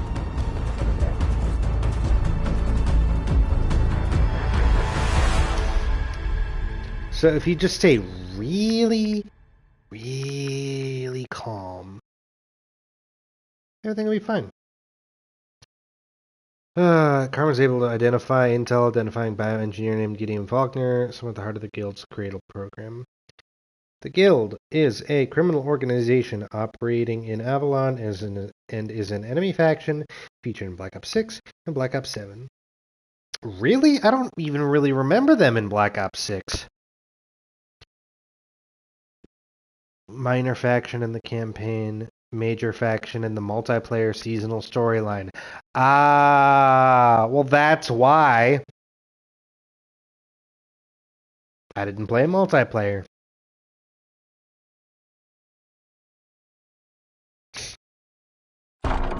If only I had played Warzone more, I would understand the campaign. Sending my position. Karma had a mohawk in Black Ops 2. I'll explain the damage. Can't wait. Change your hairstyle. It's been 10 years since. Nobody else did, but she did. The encryption key from Razor wasn't what it seemed. It triggered a wipe of the hard drive. Tell me you're kidding. Wish I was. But I did manage to transfer a fragment before it all went up in smoke. Found this charming devil. Who is he? Charming Dr. Gideon devil. Faulkner, a British bioengineer working for the Guild. His name's in every Cradle-related file. Remember Dr. Clark? Bet he knows their plans. Well, sounds like we should pay the doctor a visit.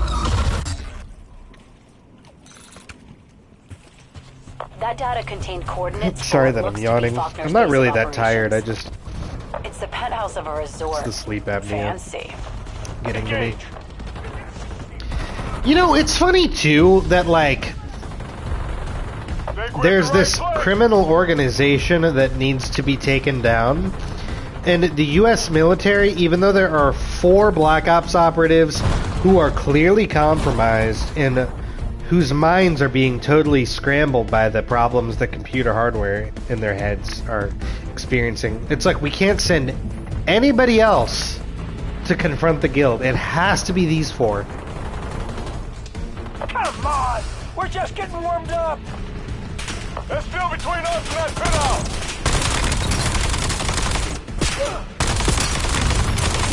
Oh, fuck! More metalheads!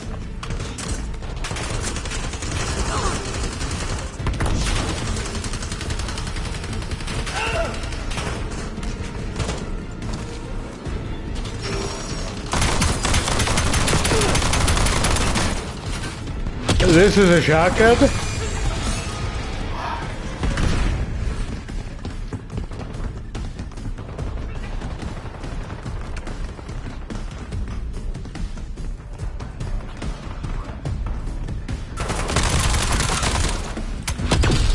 Get up! We're still on the job.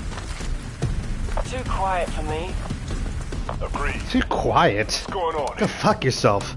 There's an elevator. Should get you up to the penthouse. We're getting shot at. Then we climb. Yeah, it's too quiet. Go. Way too quiet. Get those doors open. Let's take this. That shotgun sucked. Check your corners.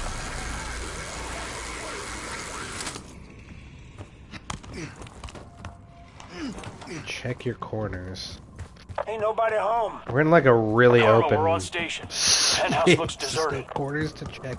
Eyes out for anything unusual. What do we have here? Well, it could be like Something about all the that red butcher. mist surrounding us.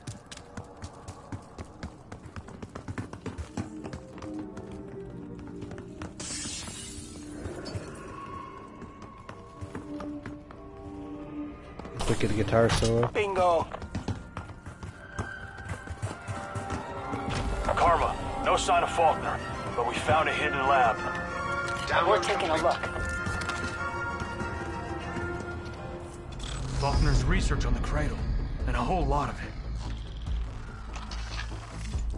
Welcome, section. Isn't that what you go by?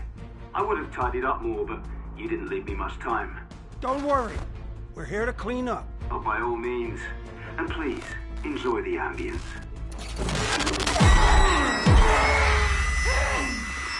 Oh, great. More hallucinations. What's that noise? Alert, C-Link disruption. Shit, what's going on? That signals transmitter is near your position. I think I need some water. Hold on one second.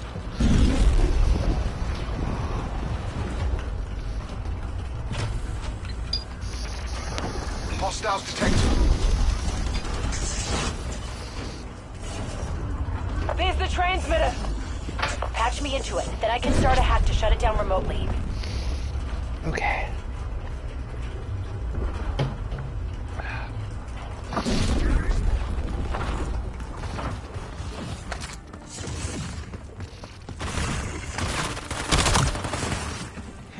Let's move!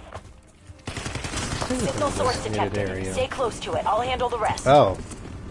Okay, I have to stand 3 feet away from this box in order for Karma to hack it. Really I don't know how that works, but whatever.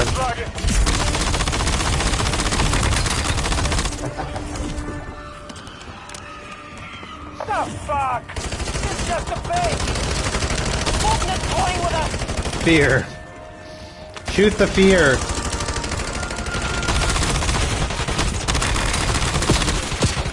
You know, it was an interesting series of games, was the game franchise Fear. Fear 3 actually was a pretty cool co-op game. I enjoyed it more than this.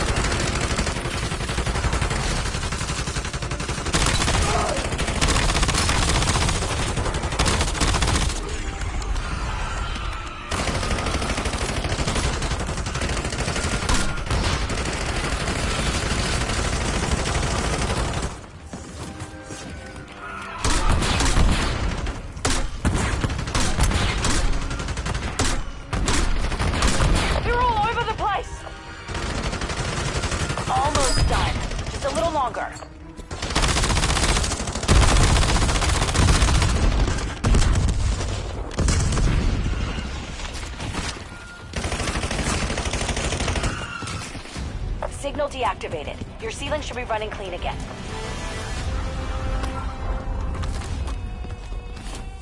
Oh, shit. They shut down the transmitter. Get him, lads. Let's take Get him, lads. down. He's not alone! Wait, is that a sentinel, or is that Fear? I was feeling very scared a moment ago. That might just be Fear.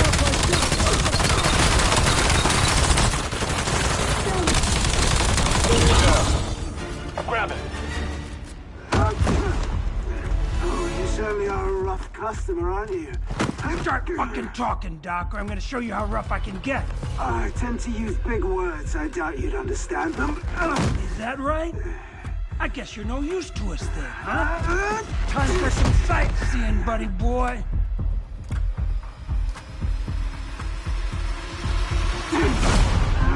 Wait! How's the view, fucker? Jogging any memories? Easy, Harper. Maybe we should just let him go. Great idea.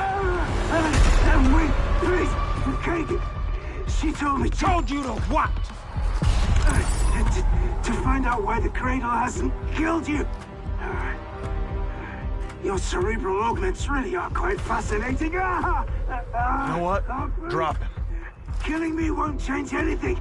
I already sent the intel to the Sanctum. Sanctum?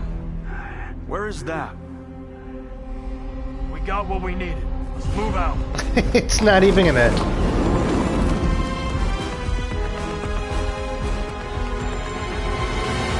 Maybe It's in that building ahead, if we can believe Faulkner. They've got a defensive perimeter around it. Must be our place. Get ready. Why are there so many other enforcers, too? Like... They don't have oxygen tanks. Why are they immune to Cradle? Shouldn't they be fighting a giant version of Harper in their minds?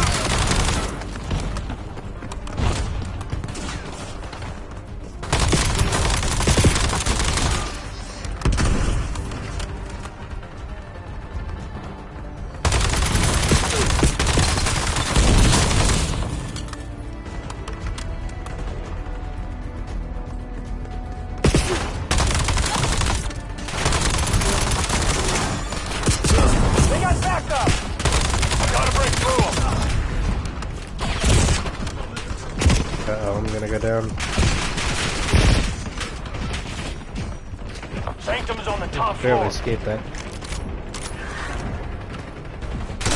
Missiles inbound! Karma, cutting off the elevator shaft. I'm on it. Give me a minute to break through their firewall.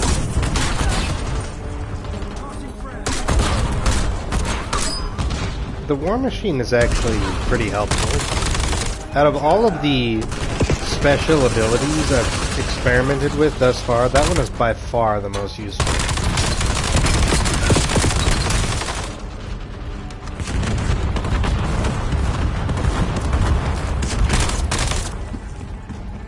Got it. Elevator doors are open. Top floor. Let's go.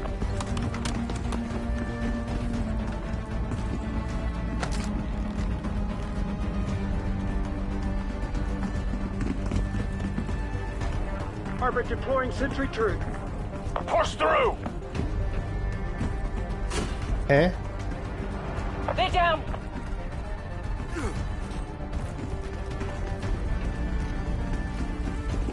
We go up. Oh, I see.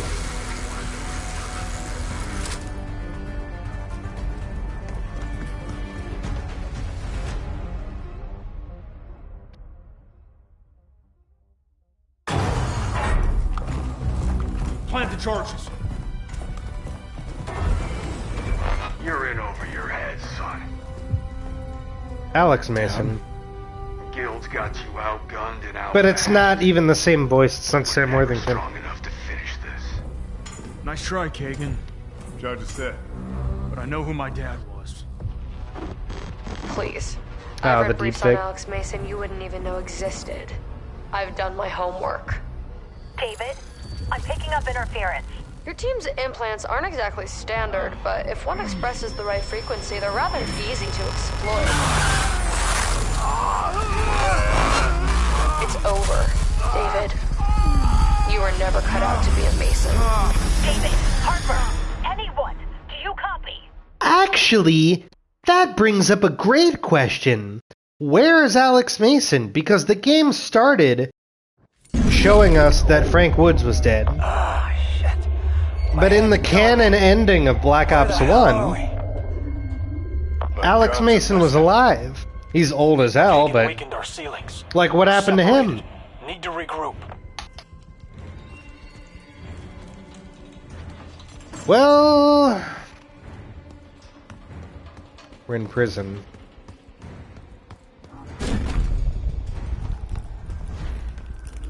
It's a prison of some kind. This is probably Alex Mason's memories now, right? They've aimed towards you. Bakuta. They all disobeyed me. You want to join them? Never mind, it's not Vorkuta. The hell?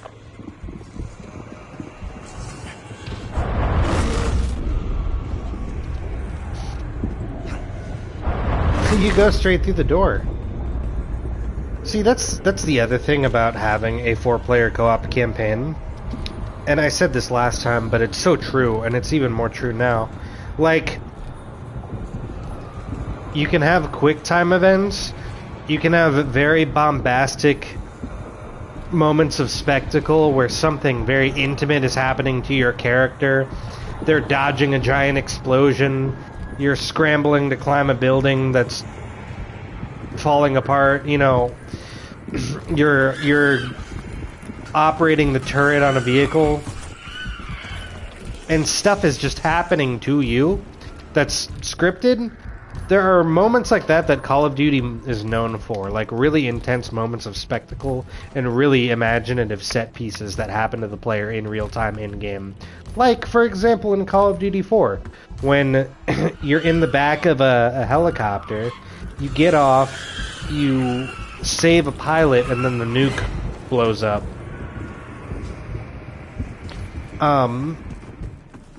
When you play a 4-player co-op game, it's like,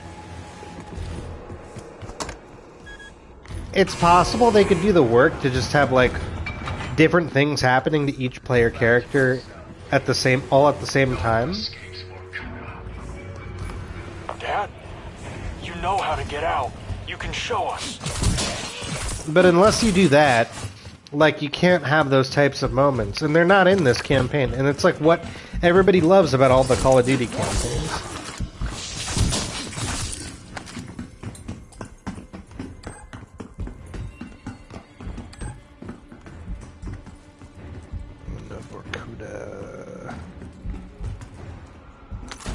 Damn, so many of them.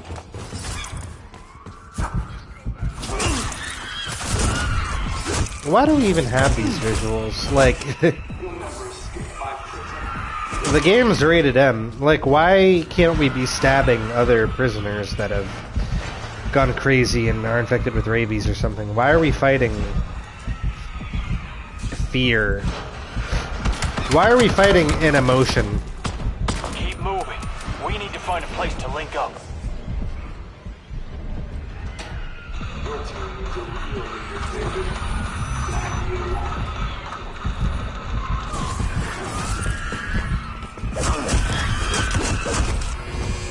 Okay.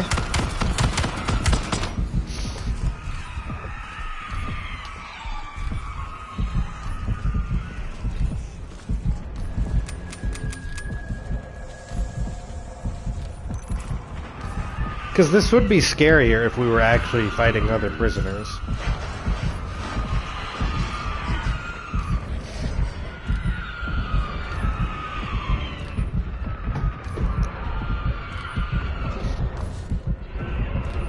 Yeah, maybe just give up.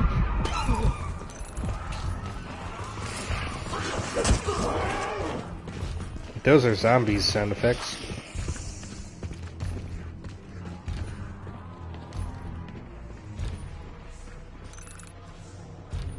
I mean, I'm not personally against them having like these really over-the-top visions and stuff for levels. I think that has potential to be kind of cool and interesting. I know some people are going to have a problem with it just because they want every Call of Duty campaign, the story to be like a very grounded, gritty military thing. But like, if handled properly, I think these types of levels and things could be kind of fun. But it's just like, when the narrative is so threadbare and so poorly written, which this one really is so far, these visions have no weight to them. They're not scary, they're not dark, they're not foreboding, they're not telling a story.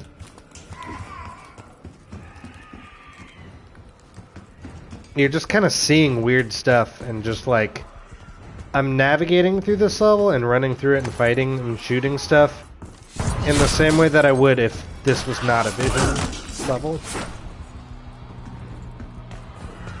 It's just a way to crowbar in references to old games. It's like, hey, we want a mission set in Vorkuta, let's have them hallucinate that they're in Vorkuta.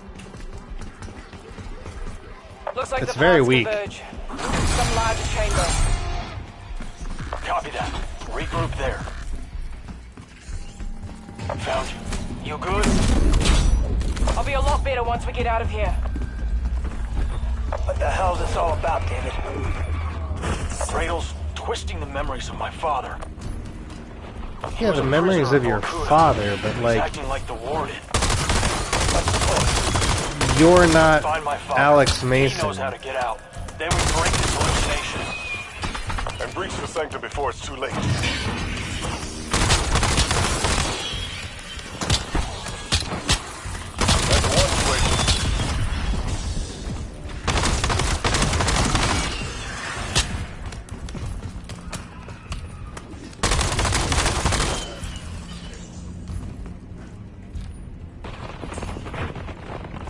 By the way, to open the security gate? I thought I already did. Where are my teammates? Why are they down there?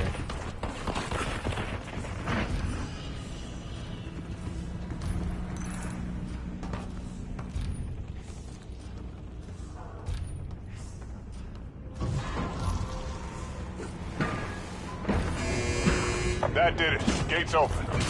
Okay.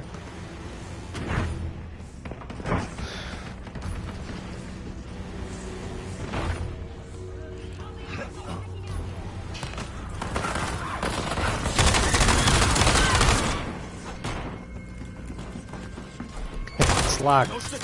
It's locked. I'm leaving him behind.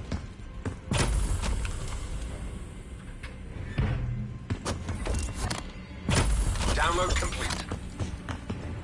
You sure he's even here? Not just a voice in our heads? Download complete. We're like in the middle of this like prison of our minds or whatever. And they're just like, download complete. What are you downloading? Talking. I won't let it corrupt my memory of you. That cradle shit's coming right at us. Keep your distance.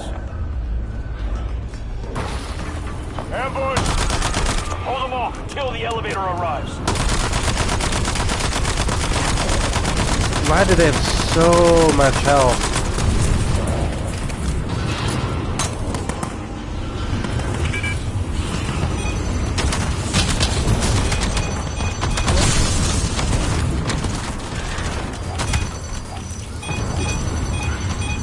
Right, you could make the enemies like Russian prison guards, right? They don't have to be like zombified creatures and shit. Elevator's here. Let's go.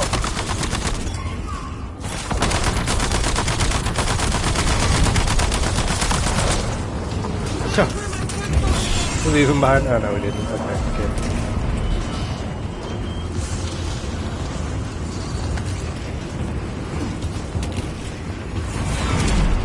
Following us down. Look at how goofy the animation is.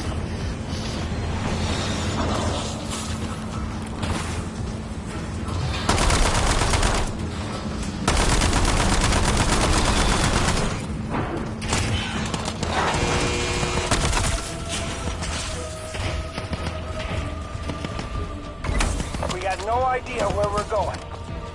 There's nowhere else to go! Contact! They're trying to cut us off! Come on, gotta get this gate open. Gate's opening, come on!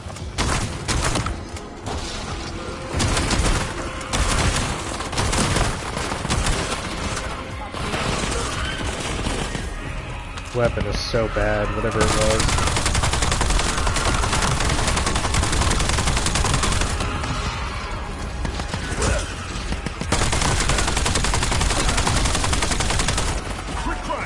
Dead. Oh, you owe me for this.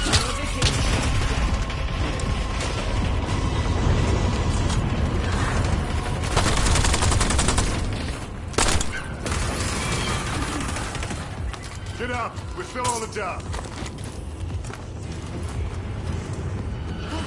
Cheers.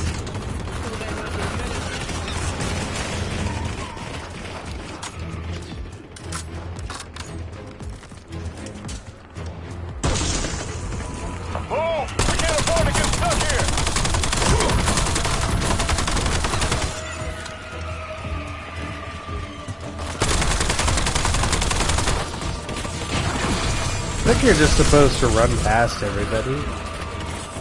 Because, like, they have so much health. Another gate ahead. Where are the controls?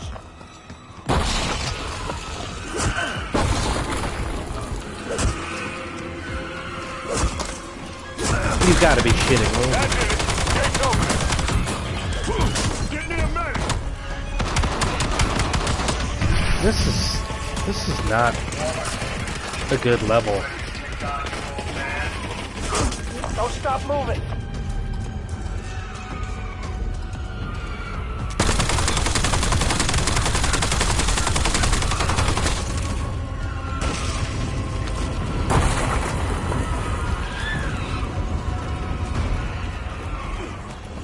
Like shrieking like monkeys.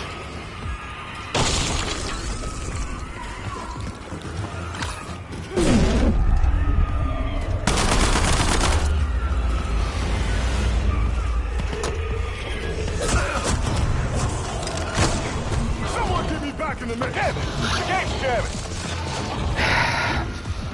Come on, come on! It's opening!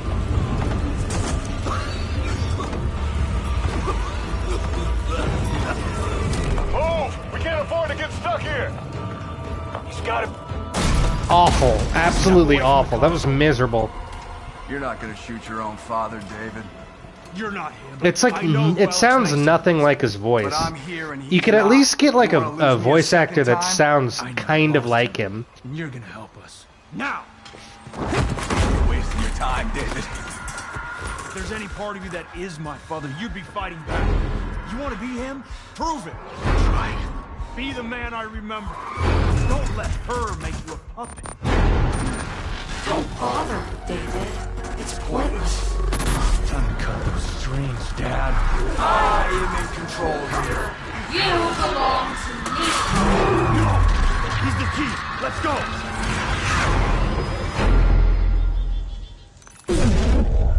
Oh. What the hell happened? Now we're in a forest. I don't know, but we need to find him. Was this after you escaped Vorkuta? Wait, that cabin. This is my home. I grew up here. That's him. Let's go.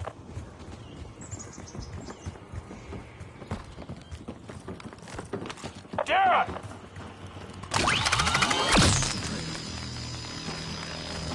Basic damage optimized. You can't save the David. Cradle's eating away at your memories. Come on, Dad. Help us push back. The hell? Check out the TV. The image on the screen looks familiar.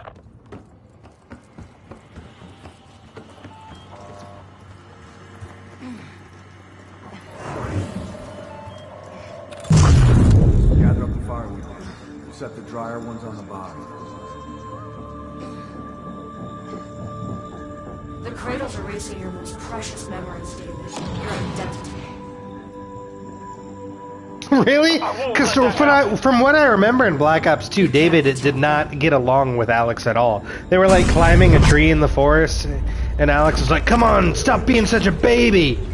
Set the fire next time we're out camping. My memories are the key. Cradle's moving back.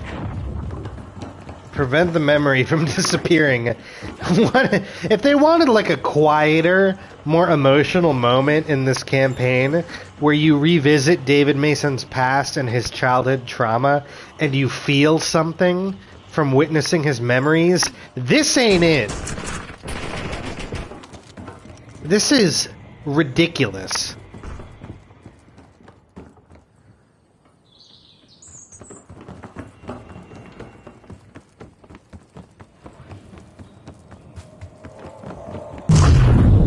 Rod steady, David. Wait until you feel a bite. And then inmates are attacking us. Why are inmates attacking us like we're not in the fucking prison anymore? Oh shit. More of those prison bastards? They're not even prisoners though, they're just like shrieking red glowing zombies. And we're just like mowing them down. Well, you're supposed to be like, oh, look, he's teaching him how to fish. What the hell is this? Stay close to it. I only at 42%. You gotta relive that memory.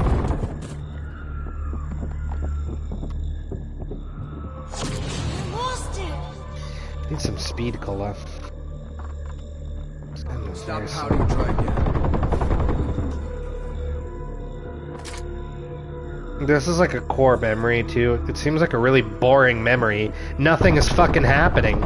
He's just fishing. I think I got a bite. I hate fishing though. Reel it in, David.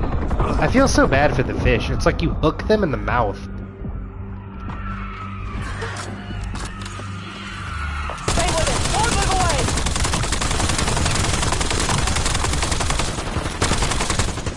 Oh, I'm so much health. You know what it is, though, is we're supposed to have 4 players concentrated around this dock, gunning these creatures down. When you have only 1 or 2, it's a challenge. Oh, that's a big salmon, David. Your patience paid off. We saved it. Whoa! That's big salmon! That's like not something that character would say.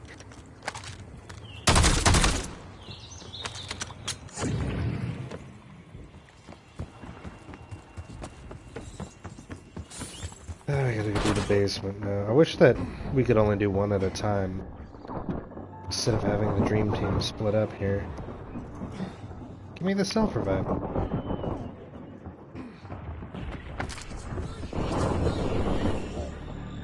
Oh, this is just, zombies. This is just zombies. The farm, there's a basement that's just like this. Stay close to it!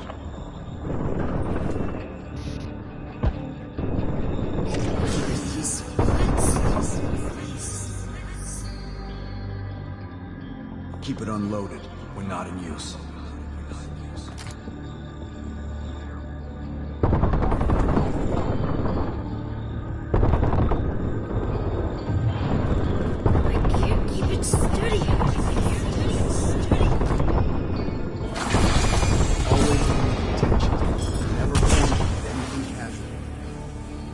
I mean, I guess it is nice that they... That's how you take the rifle apart and put it back together. managed to feature the characters from the old games in the story in some capacity. Let's get back to my dad. Even if it's just like really goofy. But this is really badly handled. Just like the writing. I don't know if this storyline is worse than Modern Warfare 3. Fight it, Dad. Don't let Kagan win. Rebooted Modern Warfare 3 because that game did not have a good storyline, but like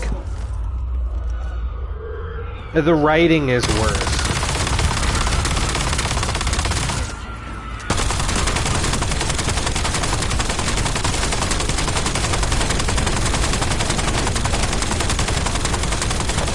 From the back.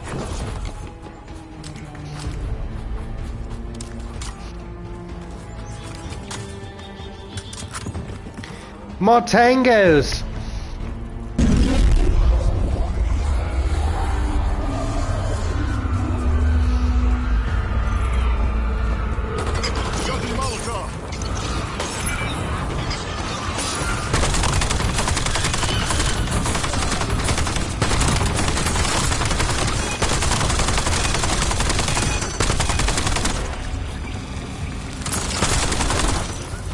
Clear.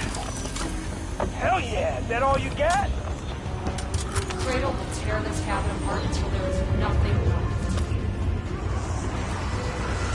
Shit! We got inbound! All directions! Stand your ground! We have to protect my dad!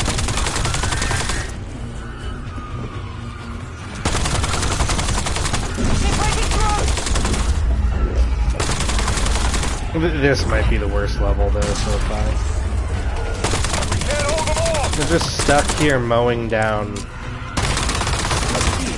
these bullet sponge zombies.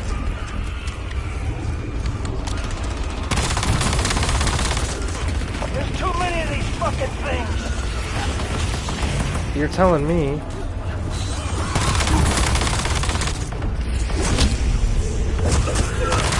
Uh-oh, I'm stuck.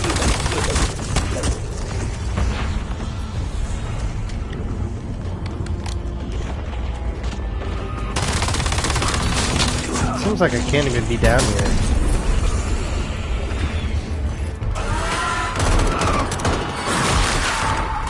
Man, you gotta fight it! He's nothing, David. He can't help you. No! My son! Remembers me!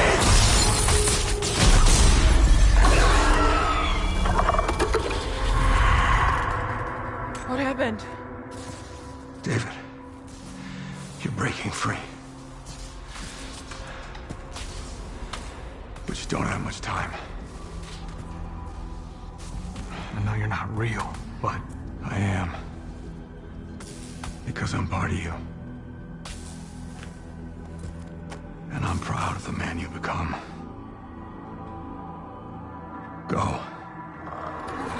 Leave this prison while you still can. We got your back. You heard the man.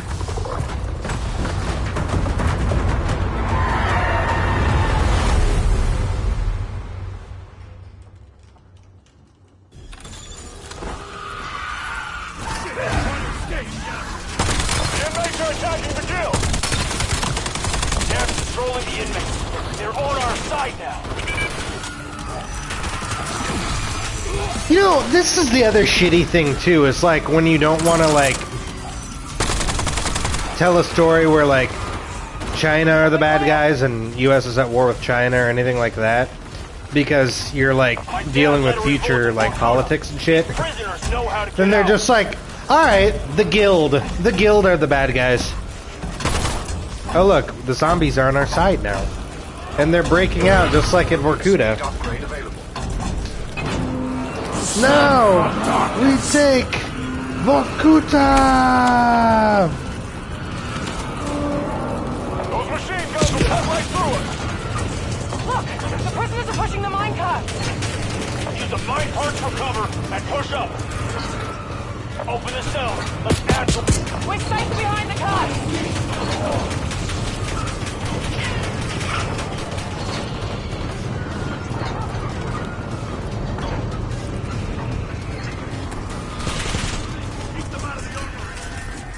We're almost there. Keep pushing forward with the minecart.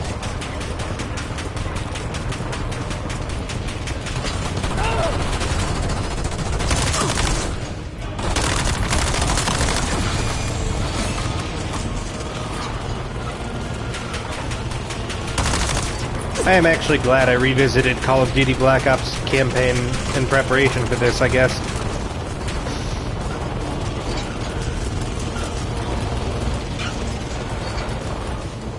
So I just replayed this Vorkuta level a few nights ago.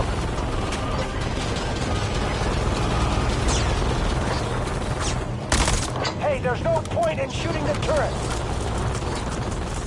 Okay, well then we just wait.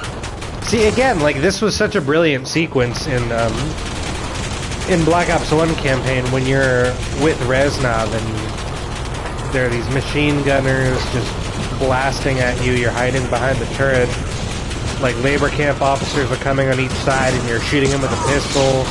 It's just great music playing. Like, this just feels soulless to me. Even though it's like essentially the same scene, almost.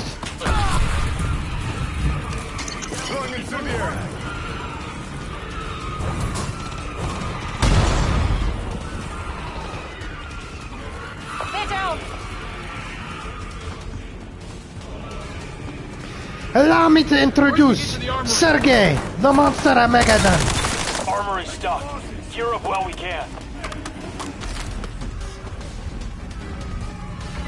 Gear up. Now that's more like it.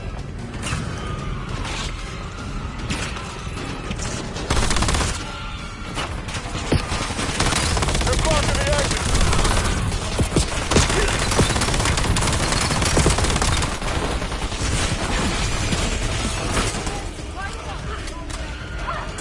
Enemy grenade! Jumping Molotov! I was trying to return the grenade. I didn't mean to waste a Molotov. Is this thing ever gonna die?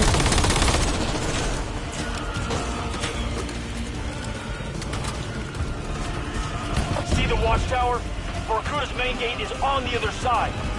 I guess there is one positive thing I have to say about this campaign so far. No stealth missions.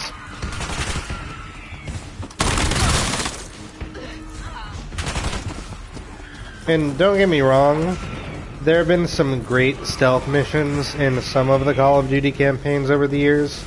Hell, one of the most famous, like, missions ever is All Gillied Up, and that was obviously a stealth mission, but... Kill VTOL!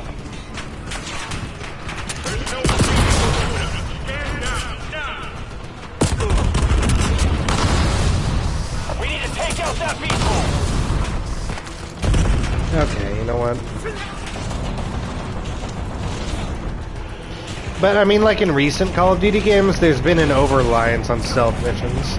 It seemed like to pad out the length of the campaign, they put in too many, like, slower-paced stealth missions that took a very long time to play through and were kind of boring, especially in the Modern Warfare 2 campaign. It was like almost every level was a stealth mission, to the point where my friends and I joked that it felt like some type of Tom Clancy game or something like Splinter Cell. VTOL's blocking the exit. VTOL's taking heavy damage.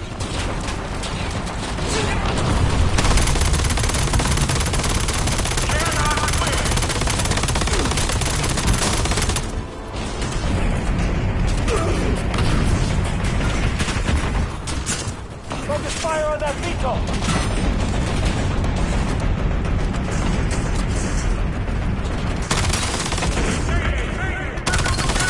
At least these enforcers are dying. Look at that. This LMG actually killed them.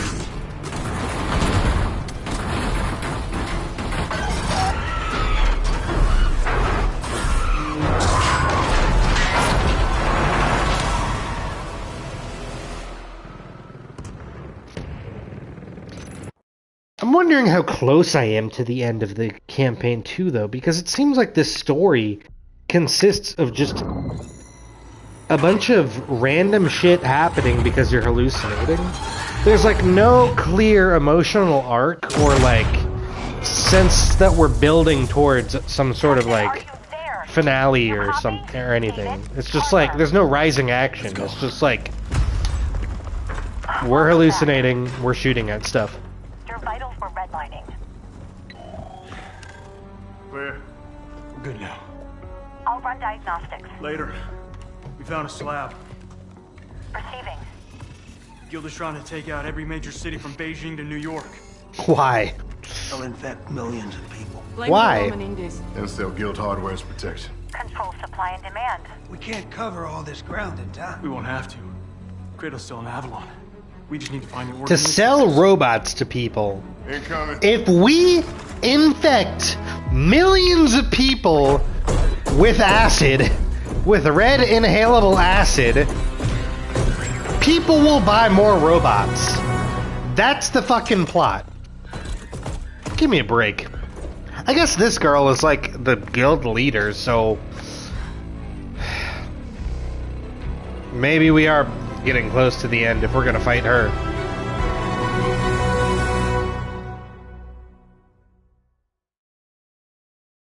Kagan accelerates the timeline of the cradle. Who the fuck is Kagan? I guess that girl is Kagan. Guild is right behind you. Sending coordinates for a nearby safe house. You'll find an equipment cache inside. And, Karma wanted to say something. I should call it acid. You know what? It's like a scarecrow fear toxin from Batman. That's what it is. Any idea where the cradle's coming from? Not yet. Only that it might have an offshore origin. There are also signs of unusual guild mobilization across Avalon. So watch your ass out there. Will do. Colonel, what's our next move? Well, Kagan's already kicking off the European arm of the Cradle attacks. They've got shipments on the dock, loading up trucks as we speak. Get to that dock and stop the Guild from moving out. And Section, millions of people are counting on you, even if they don't know it. Even if they don't know it. Cradle shipments are being loaded. Gear up. In fact, this kind of feels like the last level. Sorry.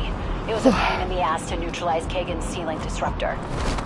But by studying Faulkner's initial attack, I found a solution. I was able to remotely patch your firmware to counteract the effects.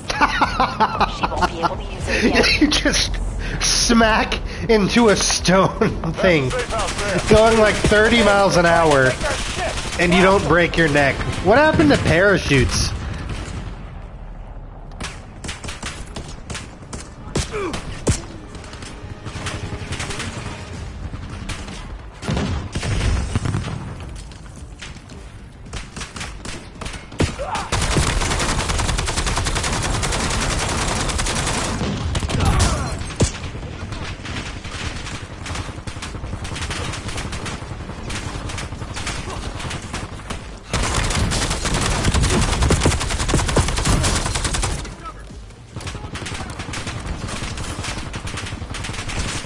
My stream's still okay?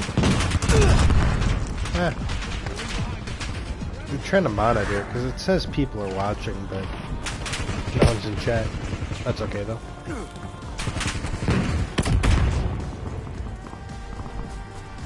Load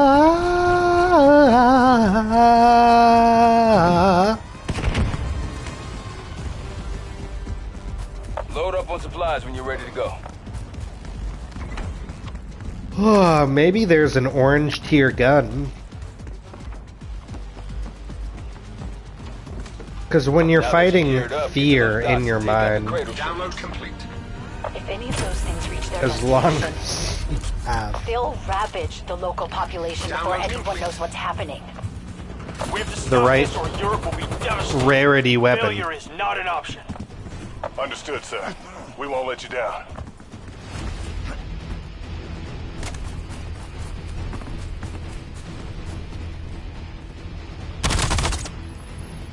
Colonel, what kind of resistance can we expect? The guild is out in force. They don't want to lose these shipments. Things could get ugly. More guild, more target practice. That's one way to look at it. I don't understand.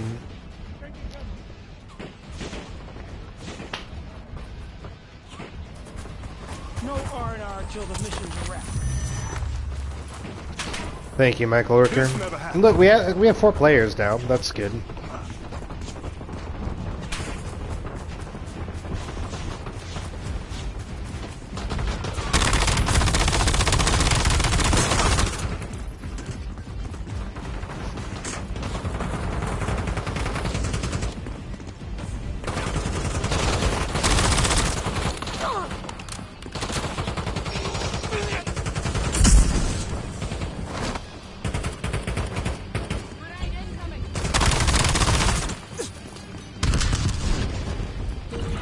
Health upgrade available. Cradle shipments identified. Recommended signaling to Let's overheat these things.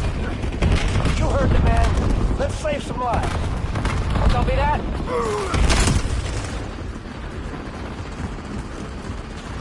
Disable cradle shipment.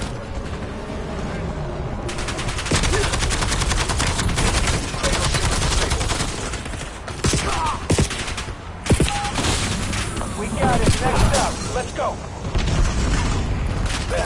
Huh? You're not making any difference. I can always... Just by opening them up? So I think I'll just destroy all these shipments while you're in breathing range. Look at the sky around us! They're all red already, like, what? Oh no, I'm gonna breathe in more cradle. Never mind, I've been tripping balls for the last 3 hours. Enjoy your trip. Who gives a fuck? Breathe it in, baby, breathe it in.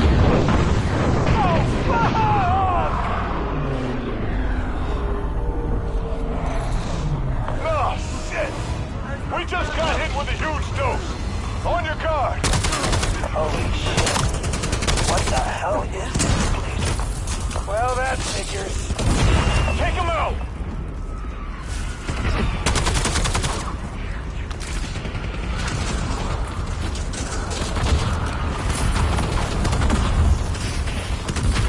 Oh look, parasites. I hear more of those things. Hunt them down.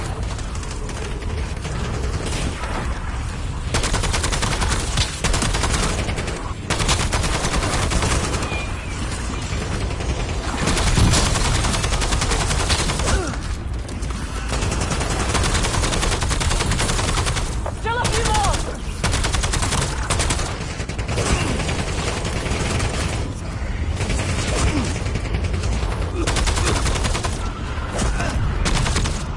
Fucking now what?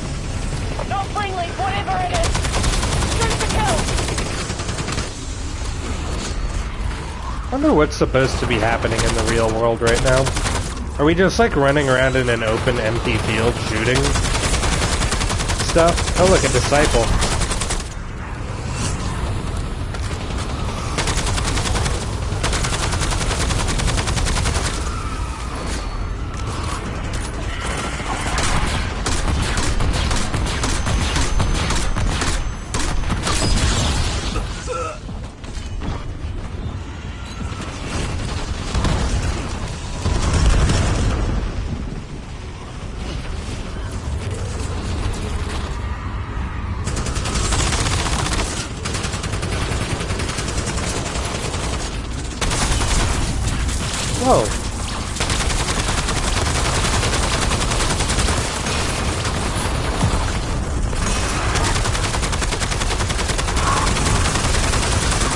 It's a good thing all of these creatures are susceptible to bullets.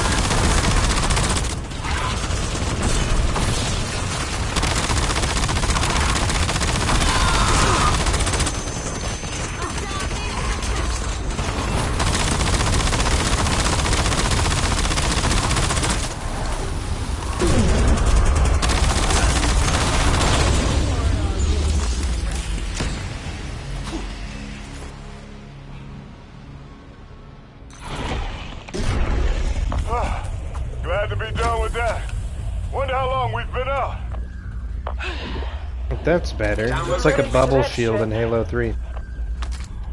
Oh, by the way, Mason, I'm sending an old friend to drop by for a visit. Have fun.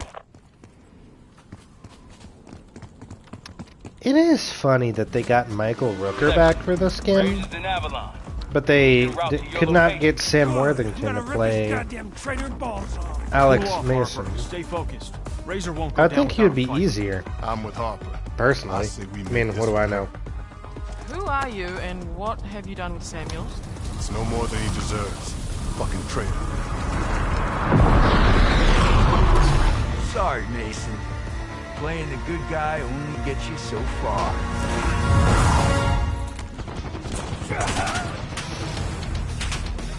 Defeat Razor.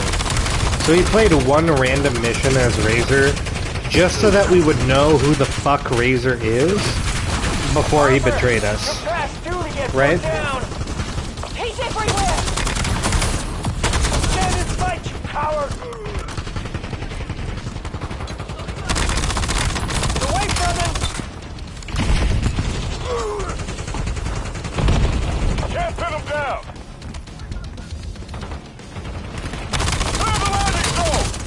You fucking punk! You were always straight laced for me, Samuel!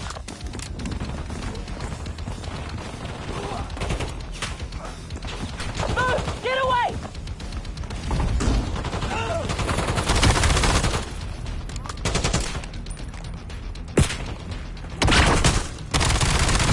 This is so bad. Is he like a fucking Power Ranger now? Like, what the hell is going on?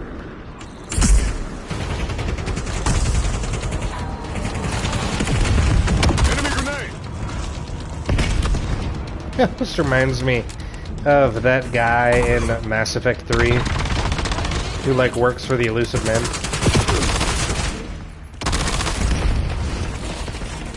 Just face it already. Kagan's gonna win.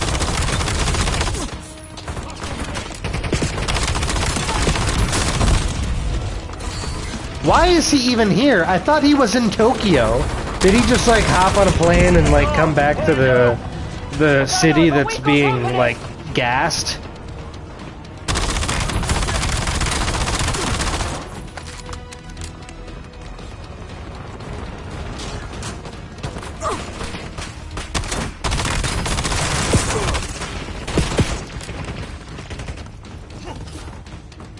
Remember when Call of Duty just didn't give a shit and they they had Russia invade the United States? Than I expected. Enemy grenade!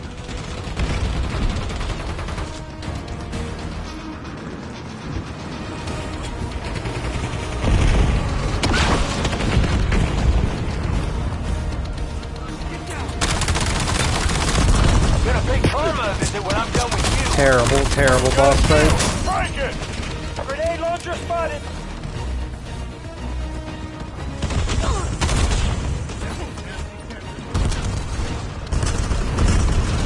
Another shield deployed! Find cover! He's got a grenade launcher! The Colonel will get his too eventually!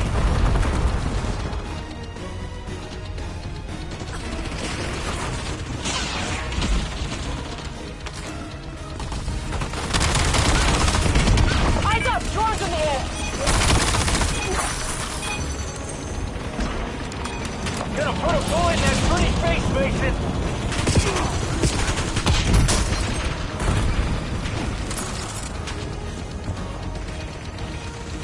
Yeah, I think this campaign is worse than Modern Warfare 3. Because these boss fights are just not fun at all. And they go on for such a long time. You're on the losing team, Mason.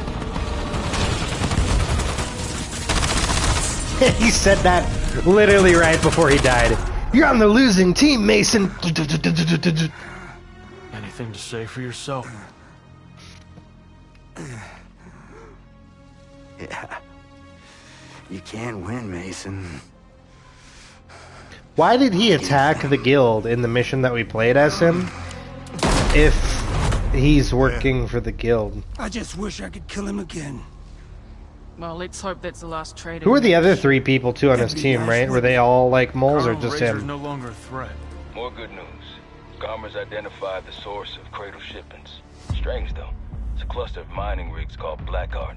There's one in particular we're interested in. A few miles off the coast. You're gonna need a boat. Roger. Moving to secure a ride.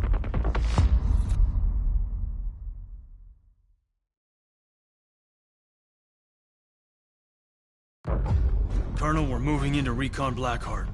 Excellent. Your team has gone above and beyond to get us here, Section. And this could be the last damn piece of the puzzle. We need to know why this offshore mining rig is so critical to the Guild's plan. Copy that.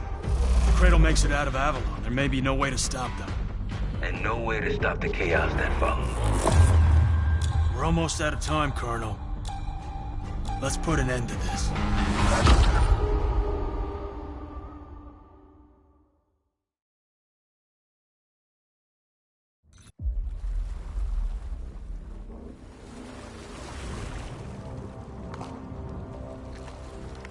How about that? Doesn't look too special. Maybe that's the idea. Yeah. Not seeing anyone. No activity at all. We're walking into a trap or what? If they knew we were coming, they'd have let us know by now.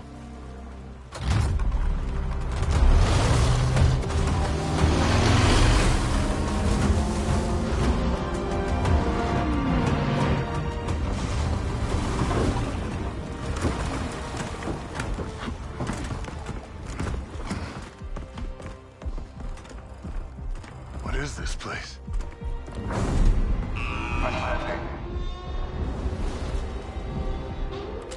Keep docking zone clear.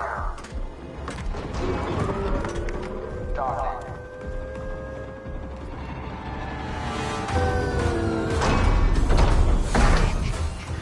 I mean, the cutscenes are good. Like the graphics are good. They're hiding something big down there. I get that a lot too. Yeah, I'm sure you do. All aboard, bitches. Guess we're deep sea diving.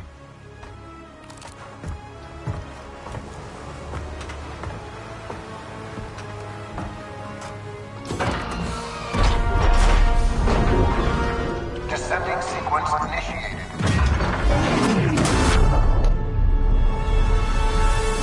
I guess this is also might connect Stay to alert. Stay alive. Black Ops 1, right? Because at the end of Black Ops 1 you went underwater. Where they were broadcasting the numbers. Target's ahead. Where Take them out. is the number station?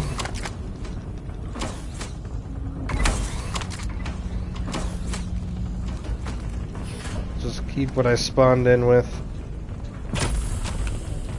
Download complete.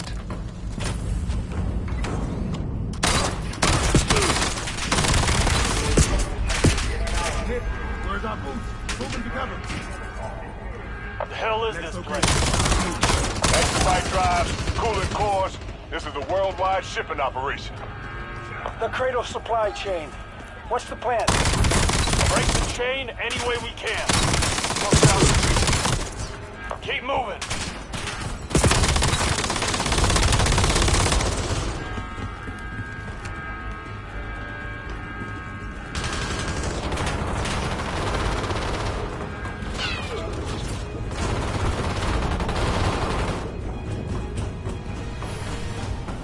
We've got something.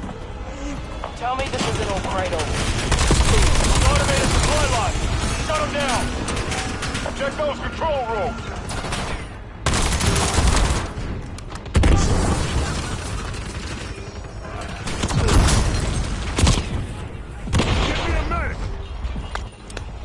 Good thing I got that self-revive.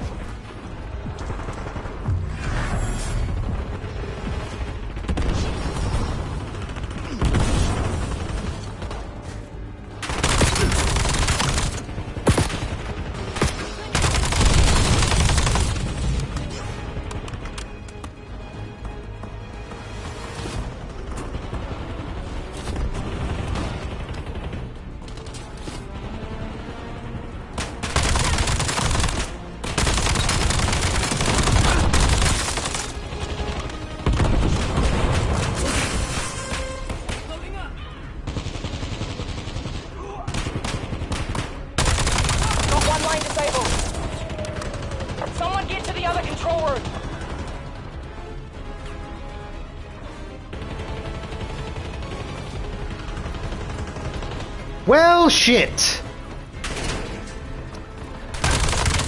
Not 50-50. Save 50-50. Is that a grenade launcher? Done and dusted. Yeah. Supply lines disabled. Done and dusted. Bump these guys up. You know, I remember Star Wars Republic Commando was the first game that I played that ever featured a gameplay mechanic where your squad mates can go down and then you can run up to them and revive them and then they're on their feet fighting again. In fact, I remember reading about it in PC Gamer magazine before I played the game. They were talking about all clear. We need to how see how deep this rabbit hole goes. Hopefully the player character was going to be more emotionally invested in his squad mates, because his or her squad mates, because he spent more time with them, because How do you like it? your teammates wouldn't die and then you'd get more of them. You'd be playing with the same three characters throughout the game, and if they went down, they would be revived. And the author of the article was like, I don't know about that mechanic. But we'll see how it works out. And it's turned into something that like every game uses, and it hasn't been like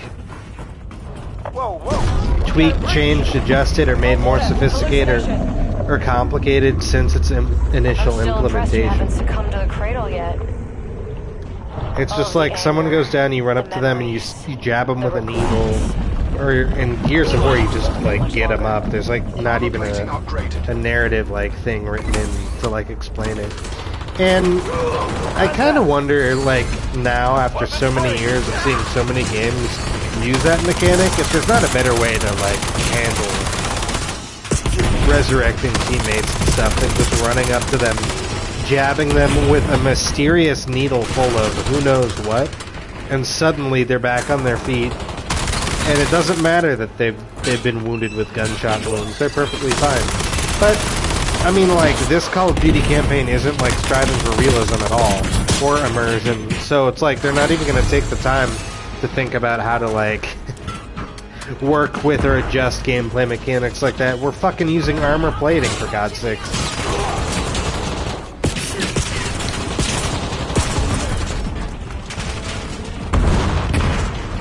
Oh, by the way, I can put on 4 armor plates now.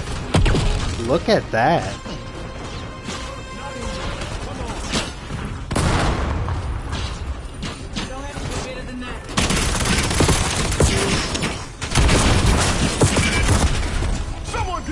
They didn't seem to help, did they?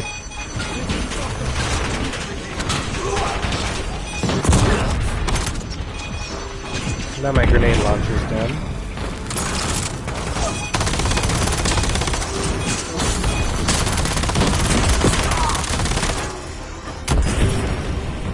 Roboticom's pecking the cradle. Not for long. You heard the man. Take those loading modules out.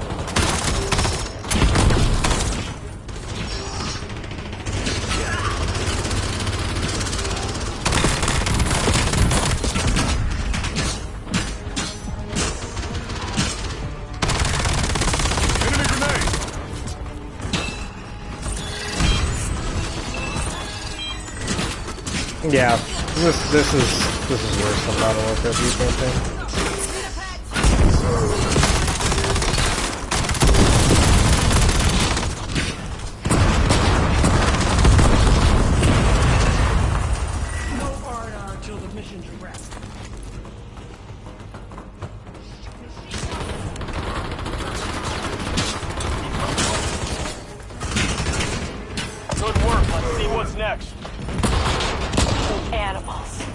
just blindly destroying whatever's in front of you. Yep, good for you. You finally figured us out. Yeah, really. Oh, you're right. I guess I'll stop destroying your facility of death machine robots because you called me an animal, and I had an epiphany. It stirred some emotion within me that made me realize what I'm doing is wrong. I should let you gas countless millions of people for no fucking reason. I'm sorry I didn't believe in your vision,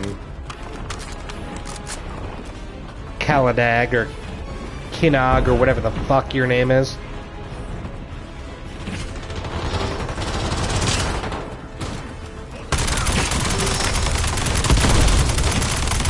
See, like, look at this. I hate shooting enemies endlessly and not really hurting them that much. It drives me nuts. In like any game, not just this game.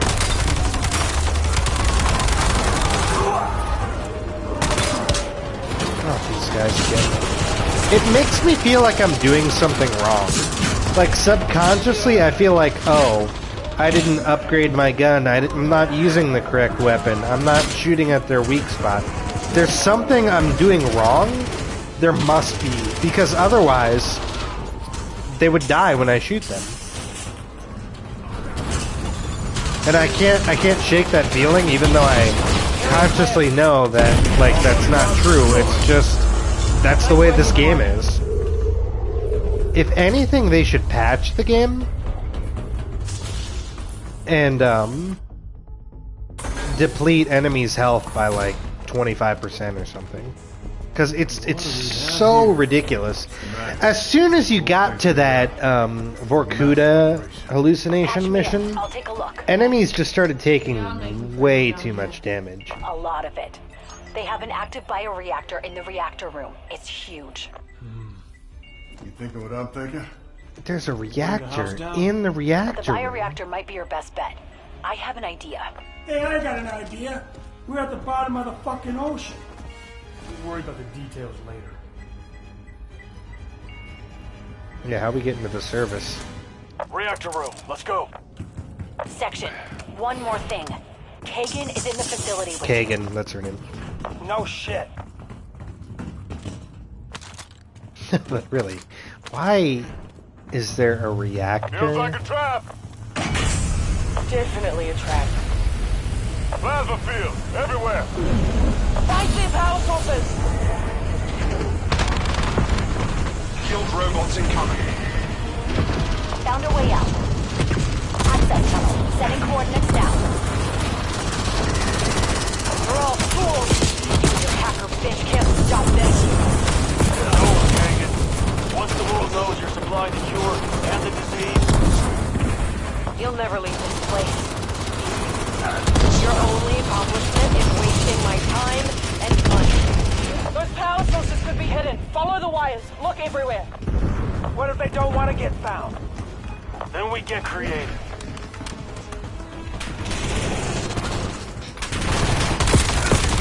I wonder what the actors thought of this material.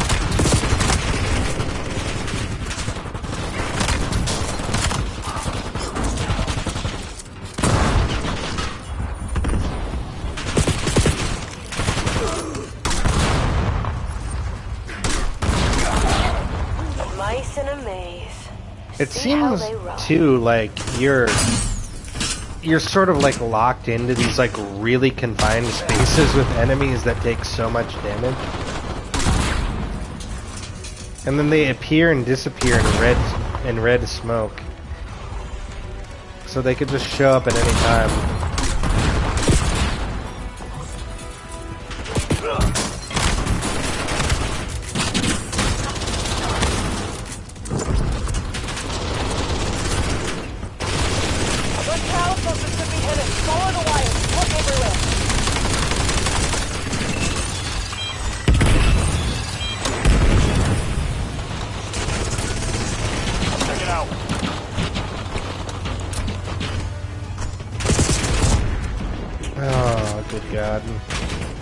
You can't follow the wires on the ground. You have to, like, solve a puzzle when you're, like, under attack. There it is. That's it! Exit clear! Go, go, go!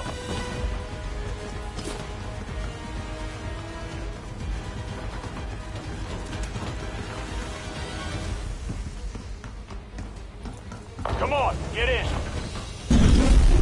We close? Who knows? This rabbit hole keeps getting deeper. Who knows? And yet you True. keep going. Karma, time to the reactor room. Outcome. About halfway there. Train go boom. Everyone gear up.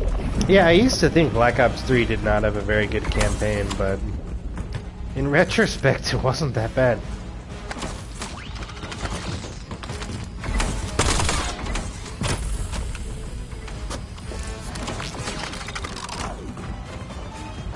There we go. Damage optimized.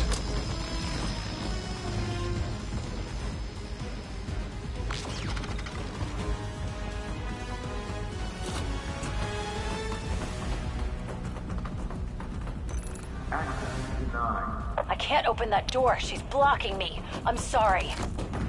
Dry your tears. See those 5-ton mechs packing serious bang-bang? Enough to blast through the door.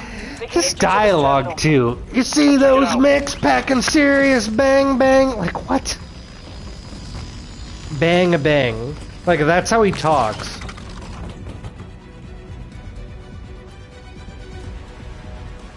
Alright, you're gonna turn this thing on and then it's gonna blast through the door, but then it's gonna try to kill us.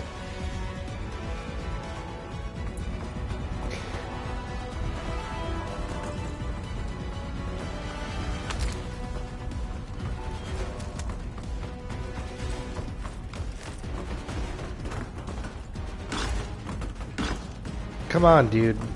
The hacking can't be that hard.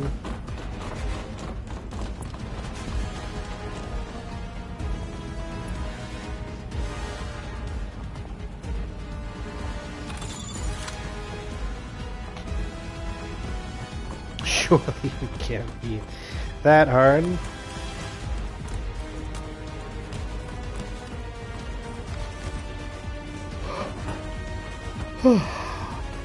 Yeah, I don't think there's anything for us to do.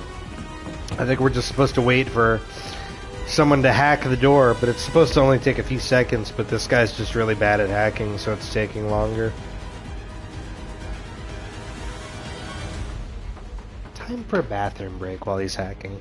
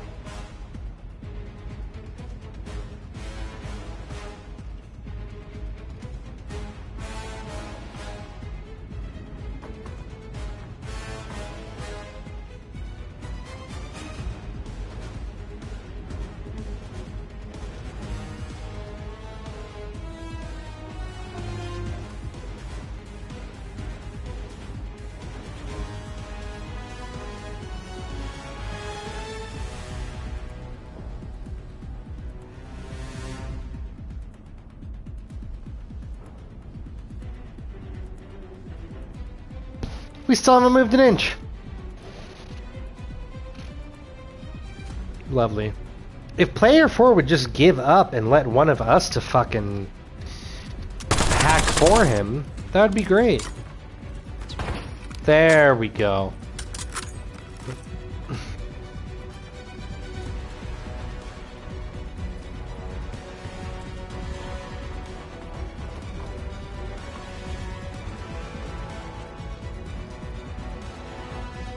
I guess this must actually be quite a challenging hacking minigame if it's taking anyone who attempts to do it a very long time. I've been getting hungry though. Throughout this stream, I've been getting hungry.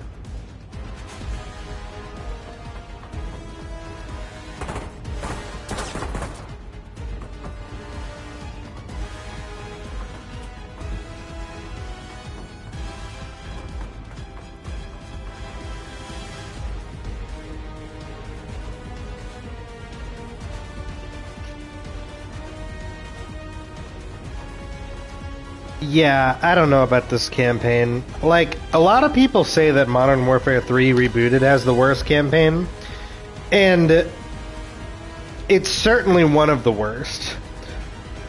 But one of the main reasons it's so bad is because half of the missions are not regularly structured Call of Duty missions. They're not linear missions where there's a lot of cutscenes or interactive cutscenes or QuickTime events, and they're not filled with set pieces and things. They're like these open combat missions, I think is what they called them, where you're in a Warzone map that's reused basically, but there are certain objectives that you're supposed to perform within that map, and there were usually numerous ways to go about doing them. There was stealth, or you could do it normally. You could do like different objectives in different orders, and you could get through them fairly quickly if you tried really hard. And there were numerous difficulty settings too, right? You could always bump it down to easy to get through those missions as fast as you could. Well, everyone disliked those open combat missions. They were not very much fun. And they were very obviously implemented into the game to save developers time and resources.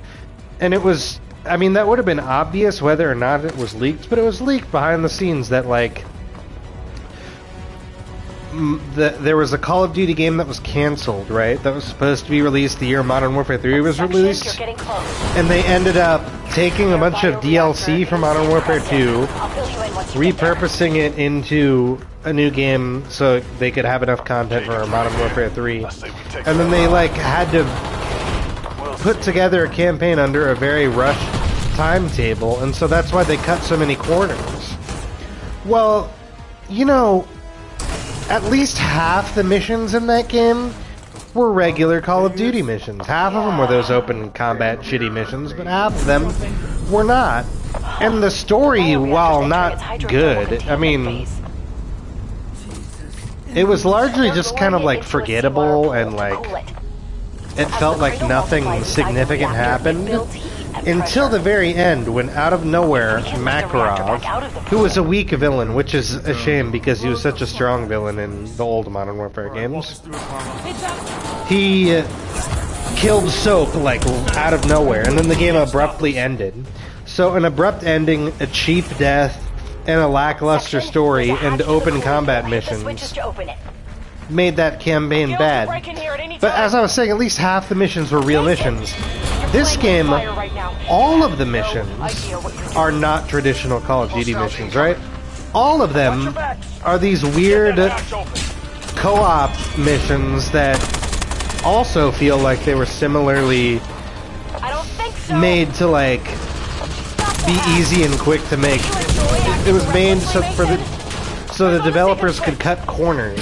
Creating normal Call of Duty missions takes more time and resources than these, so they did this instead. And these missions have gotten progressively less fun over the course of this campaign. I actually was having a good time when we started up this campaign and we were doing that mission on the boat. And I feel like I've had less fun with each one because the enemies become more bullet spongy. It seems like there are no real mission objectives. It's just like go forward until there's a boss fight, or there's some sort of mission objective like this where all you're doing is running up to something and pressing a single button press. Characters are constantly talking to one another back and forth over radio chatter, explaining what you're supposed to do gameplay-wise, and the story suffers even more for it. That reactor has to stay in the cooling And these hallucinations and stuff are just like goofy and kind of annoying and overused. It's like 80% of this mission just took place in Scarecrow Fear Toxin world. Good idea. Get over there and start turning. This campaign is longer than Modern Warfare 3's campaign, but like it's more boring and more frustrating because you can't play it single player. You just can't play it single player. I can't bump down the difficulty so that these enforcers take a reasonable amount of damage before dying. I hate armor plating, I hate weapon rarity. And because it's all co-op, there are no good set pieces or anything. I would say the story, like, because it features David Mason and Harper, who I kind of care about, just because they're from Black Ops 2. You are in way over your It gets some points for that, I guess, and it gets points just because, even though the Scarecrow fear toxin parts are dumb, they're at least kind of like not as boring as, I don't know, sneaking into some sort of generic guild facility or something and killing everybody. But over now, Mason. She's locked us out again. like, almost everything else about the story is bad. This is just a bad story. It's so shallow, it's so threadbare, it doesn't make sense in so many ways, and it does not serve as a good follow-up to Black Ops 2 at all. We got it. Pressure control overridden. Oh yeah, balls in you.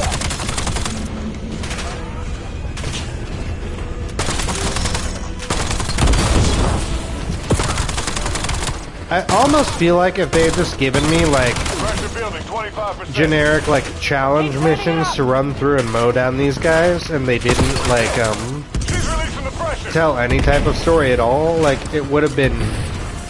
Bypass that shit.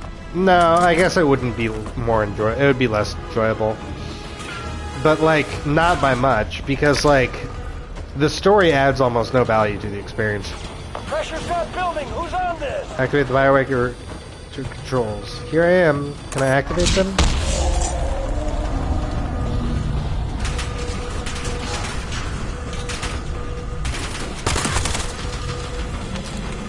It's like, also, it's like this. It's like there are so many parts in all of these missions where you have to fight a boss, or you have to run around and press buttons in a single room or a single play space, because it saves the developers time and resources having to construct the architecture of a level and an environment that you traverse through. So there are so many sequences in all of the campaign where you just defend a single area, or you just do something in a room where enemies just keep respawning. It's so bad. And I don't want to say it's lazy, because I know Treyarch can make a great Call of Duty campaign under the right circumstances. They made a great one just last year with Black Ops 6, in my opinion. I really enjoyed that campaign. I had frustrations with the story, because towards the end, like, there were dangling plot threads that... There were, like, questions that were set up earlier in the story that were not answered by the end of it. That pissed me off, and then just the fact that in between every mission you spent so much time at a safe house where there were optional objectives and you could walk around and talk to your companion characters, that I thought was kind of pointless. But, like, other than those two things, like, it was a really solid and good Call of Duty campaign. And it was so, like, compared to this, it was incredible.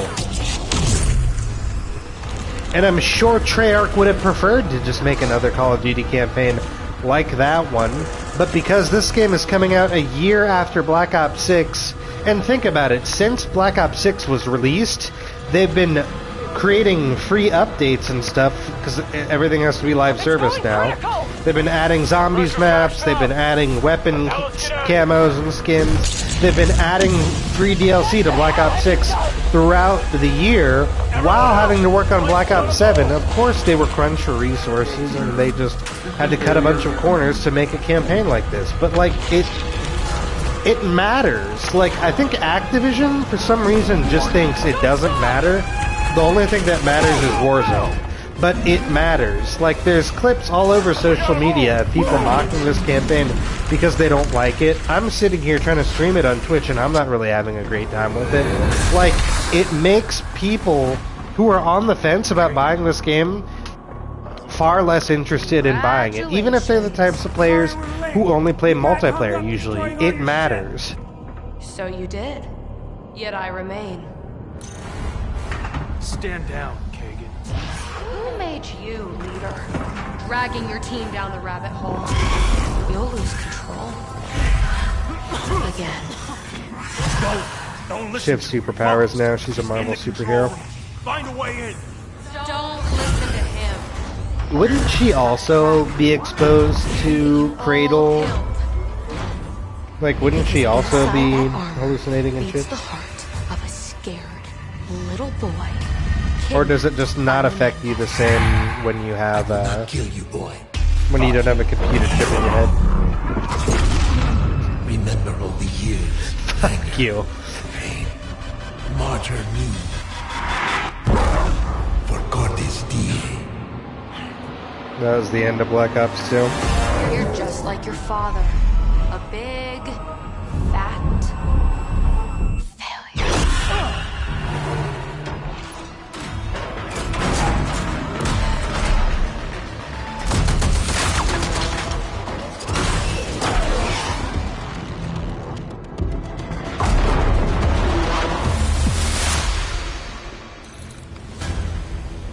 'Fight for your life. Destroy the mechs. I knew the mechs were going to be bosses. Say hello to the GX Strider 1.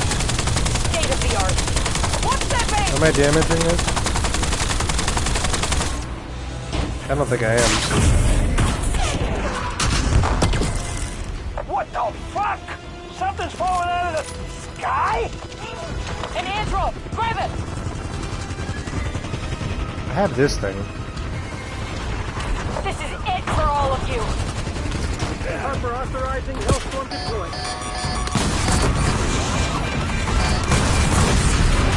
Oh. This is easy.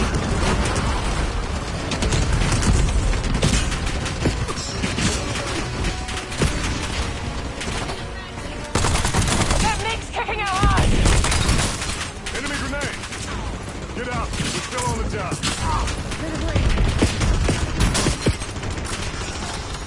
It looks like I'm giving my teammates an EpiPen and like injecting them with steroids to bring them back to life.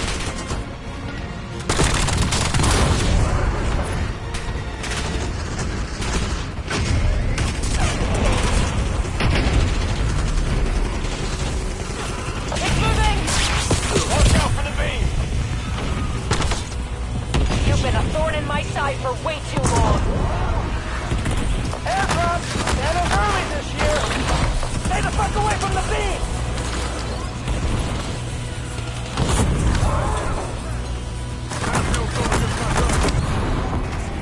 What's that? What the hell? That thing won't go down! I'm down?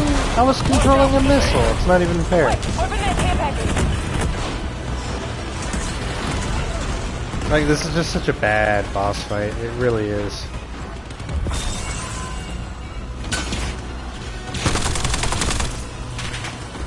Ability not ready. How about a grenade? Not enough grenades. Never mind. Back down! How did you...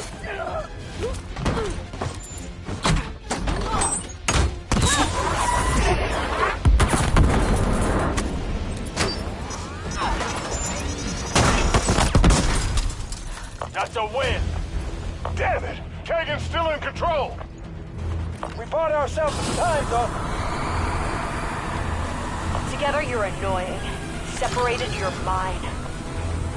Time to shut her up once Not really.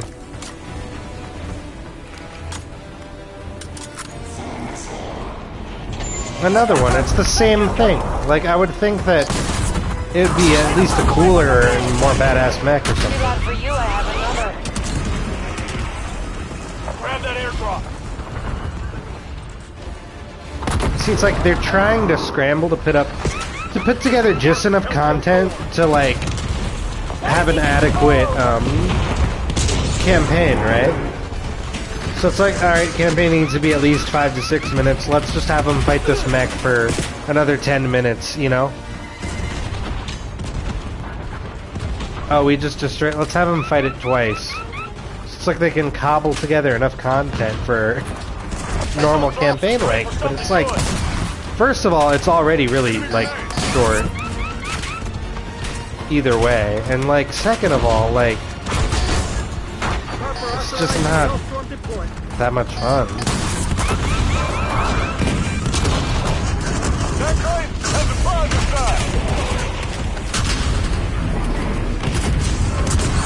Also, I have to say, too, this is another criticism.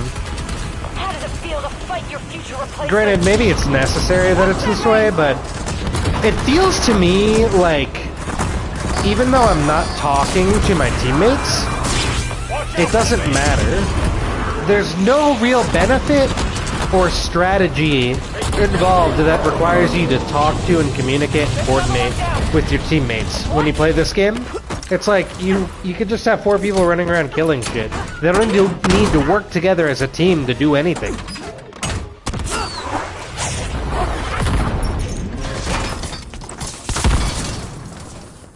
Nice work. Hey, are we winning? A third mech. If we're alive, we're winning. Grab some gear and re-up. Get back! Those crates are explosive! What, you don't like surprises? Didn't even have anything in it. Unless she took it all. Yeah, it's just a third. It's a third one of the same thing. It's like, come on. Why couldn't we have just fought this thing once? Careful, that beam will cut you in two! Airdrop coming in hot! The world needs the guild more than it needs you. Harper authorizing Hellstorm deployment. Or, better yet, why not fight all 3 of them at the same time? Goddamn tank with anger issues?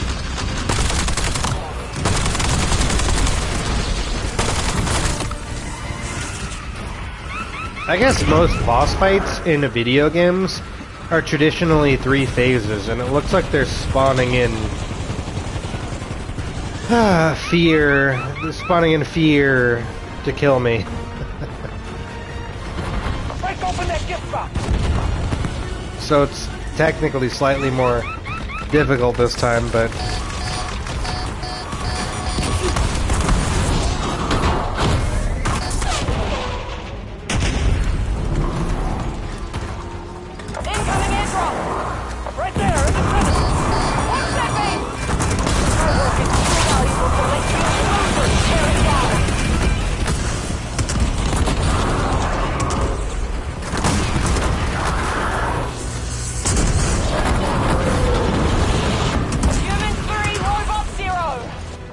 we got him.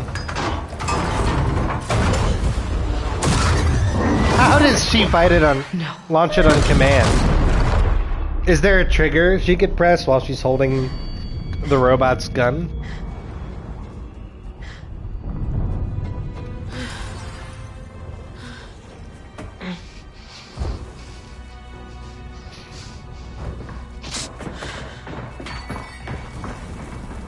Section, stay calm. No more games. This ends now. She wants the world to suffer just to make a few bucks. It's the cost of progress, you ape. But that concept's probably beyond you. Progress? So go ahead and do it. Infecting people with scarecrow fear gas is progress. It's funny to you? You think you're such a hero. The world's already suffering. You set so much of that in motion when you killed Raul Menendez, didn't you? Raul Menendez was actually kind of order. I mean, a much better villain than this lady is. Sacrifices must be made for the greater good. I'm doing more to fix the world than you ever could. You slink around in the shadows, while I'm the one in front of the cameras, cleaning up the mess you left behind. That's enough! Fucking waste her already. Kill me if you want. It doesn't matter. None of you are walking out of here. Why is that? Do it! Do it. He's thinking back to when the choices I regret. Raul Menendez told him the same thing. But not today. And we are not dying here, no. You'll face the world, Kagan. Cameras are waiting. You pathetic, mindless drones! You're nothing Harper but will tools shoot for her. the goddamn... That is quite enough out of her. Thanks for that.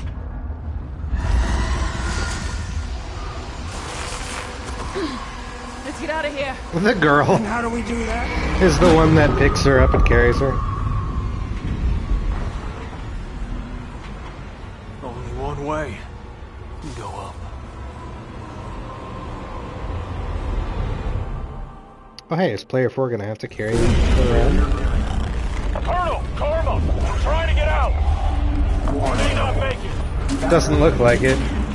Even though the cutscene just ended that way. Stop! It's gonna get me to jump into the other grapple hook. Keep running! We can do this! Enemy grenade!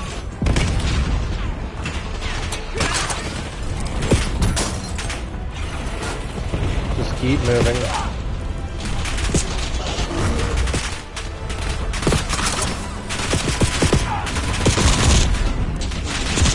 Or not.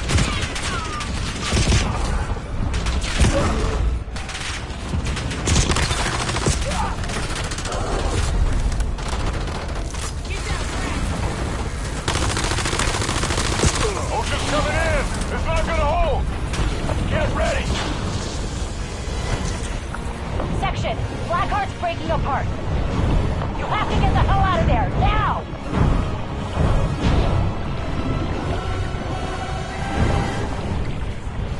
Warning, rapid loss of oxygen will lead to blackout.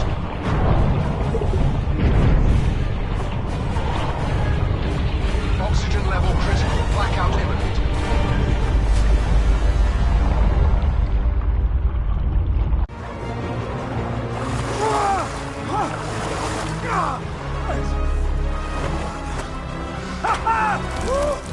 Kiss my ass!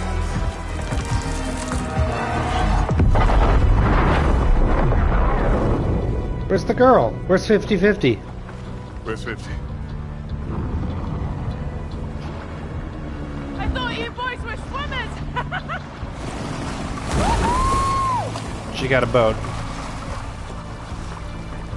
Out of nowhere. Like, literally out of nowhere. Oh, Where did you get that boat How you from? feeling? Free.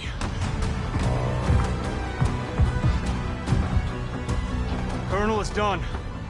We've disabled their manufacturing plant and port. Cradle's been destroyed. And we found the HVT on site. Status?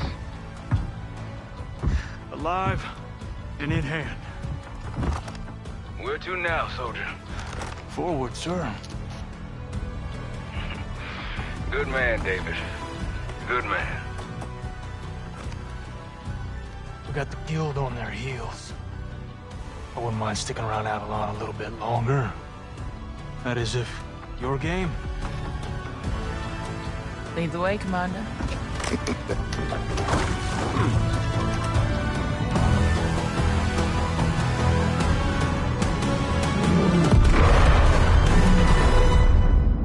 You know what? It says this game was co-developed by Treyarch and Raven Software. I wonder if, like...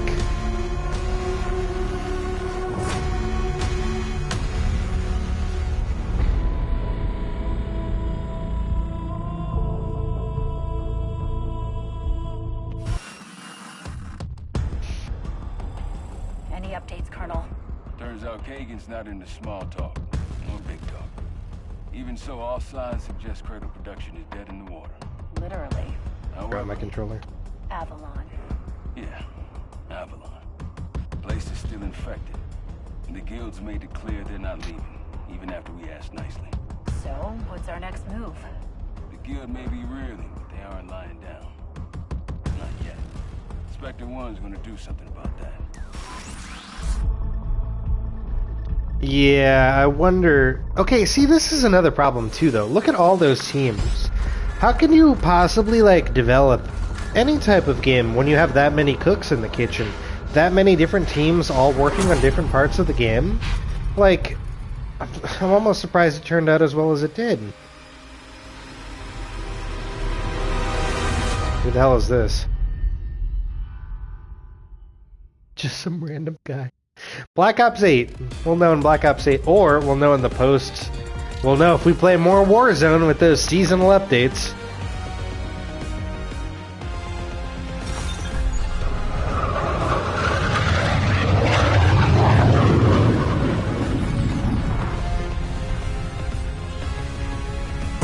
Oh, Endgame. I forgot about Endgame.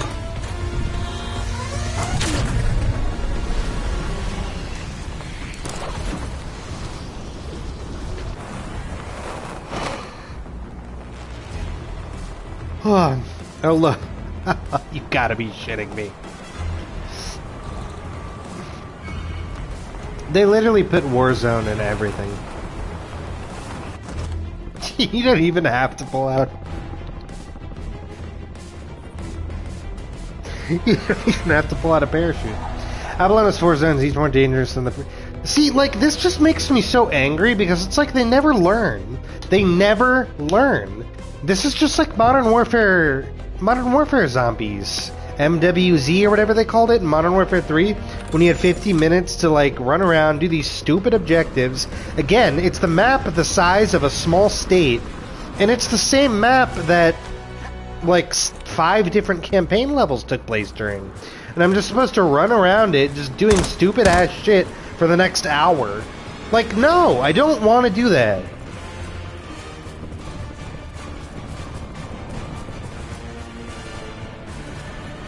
I expected Endgame to at least have, like, some connection to the narrative, but it doesn't. It's just like, you just jump into this map with 4 people, and it's just like, hey, kids, here's 40 different icons. It's like, you have 40 minutes to do 40 different icons. This is so dumb.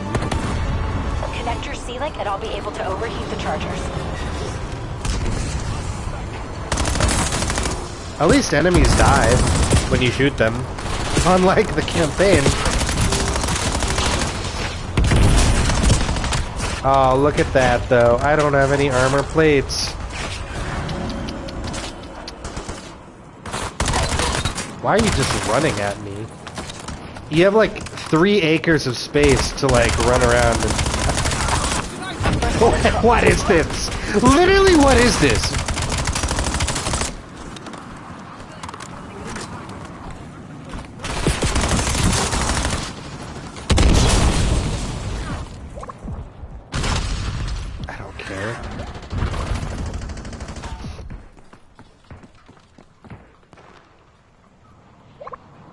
Squad wipe.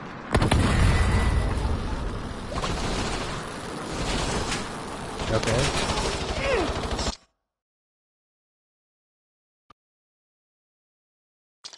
Like, I didn't ask to be fucking put in that.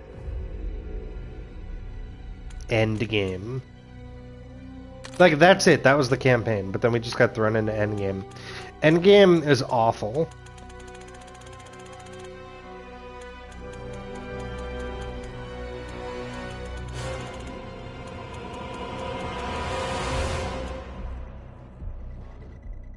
One, 2, 3, 4, 5, 6, 7, 8. There were 11 missions.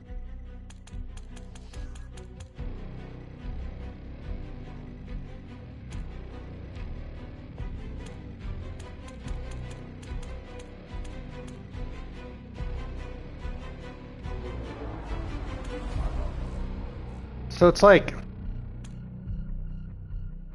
they thought Menendez might be alive. They went there and they're like, oh, it's just AI. Now we need a data drive.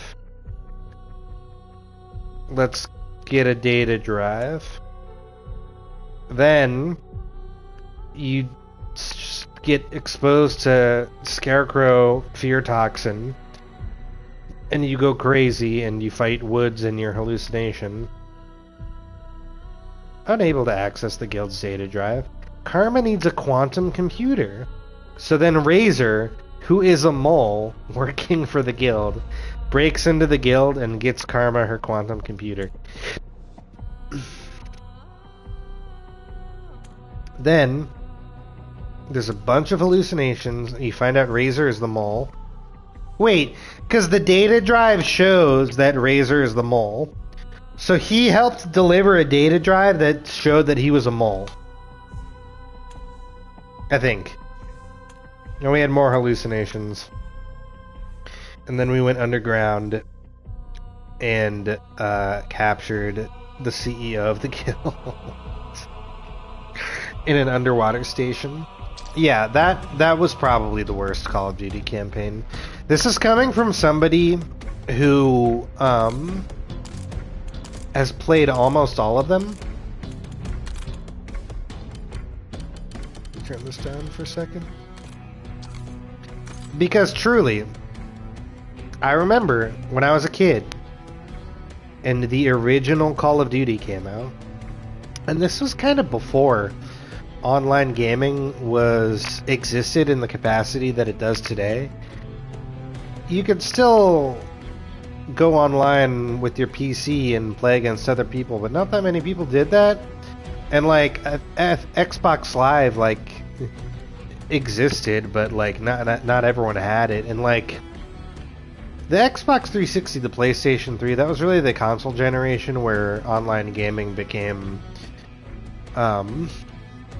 legitimized almost, particularly because of Xbox, because the Xbox 360 did so many things that made Xbox Live and like online gaming more of a social experience than it had been previously.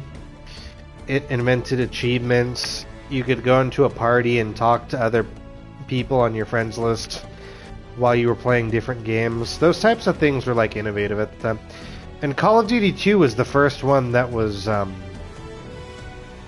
don't even think the first Call of Duty game was on the consoles. I'd have to check. But Call of Duty 2, that was the one that my friends got, and that was Xbox 360 release game. But it was really Call of Duty 4, original Modern Warfare, that made Call of Duty the juggernaut franchise it is now.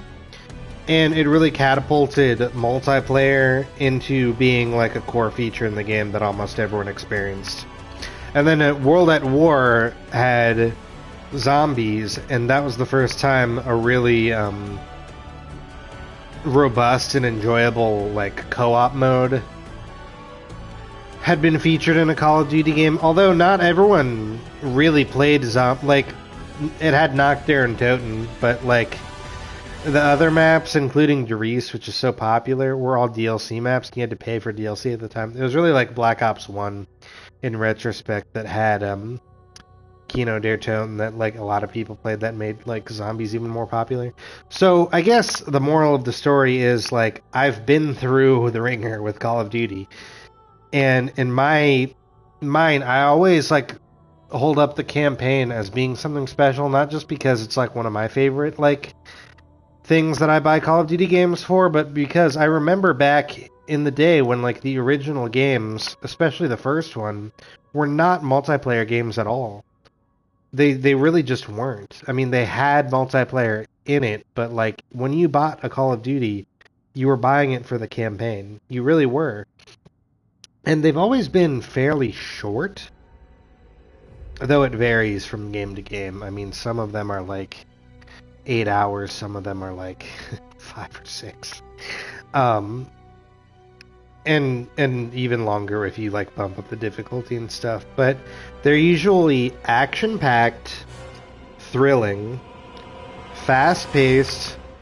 They're globe-trotting adventures whether it was like a completely fictional situation or whether you were fighting in Vietnam or World War II, you played from the perspectives of multiple characters in really unique and distinct locations and battles and firefights where you usually felt like you were like like, I don't know. The Black Ops games are a little different because you had voice protagonists. You didn't used to in some of those older games, but you usually felt like you were in the army or you were like part of a team, part of a squad, going on a dangerous mission, fighting in a battle where you were in like danger.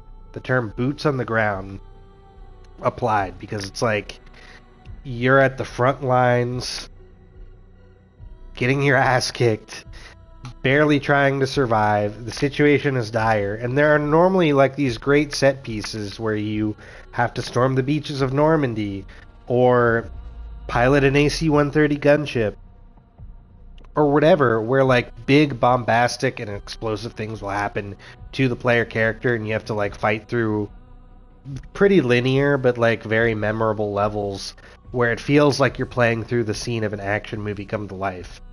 And when you put in all this co-op and Warzone bullshit that nobody asked for, that nobody likes, and that doesn't really serve any purpose that I can discern other than making it more like Warzone, having enemies that take 100 bullets and that have health bars and names, having the same HUD as Warzone, where it shows all the different players and you have a attack map, having weapon rarity, having armor plates, having special abilities that aren't even useful. For most of the game, they weren't even useful. All of that crap is just so superfluous, and it added nothing to the experience, and I don't know why they put it in here.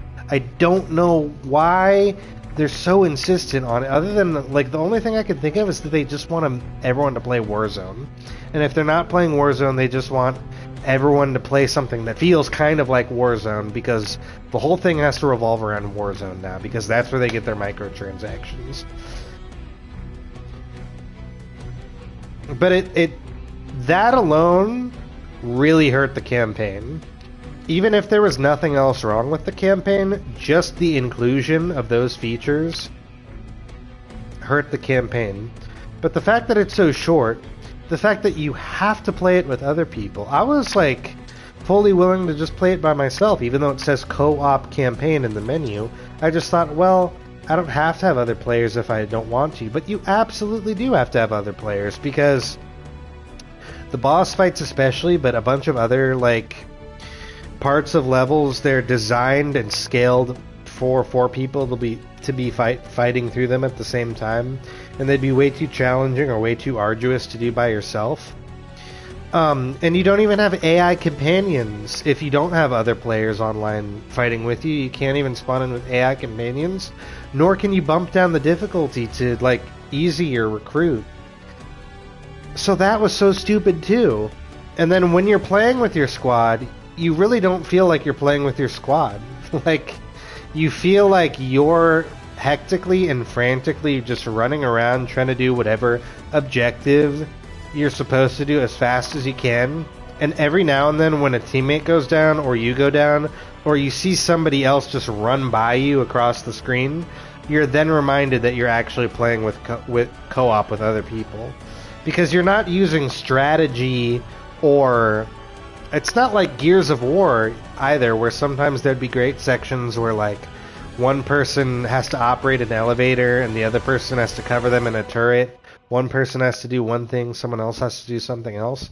Like, there were no vehicle sections, there were no turret sections, there were no, sections like I just described where different members of the team in co-op are performing different tasks to overcome a challenge.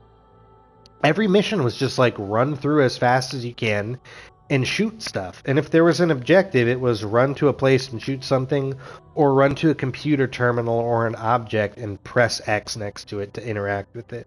That's what all the objectives were, and playing with other people didn't make any difference other than they just happened to be there.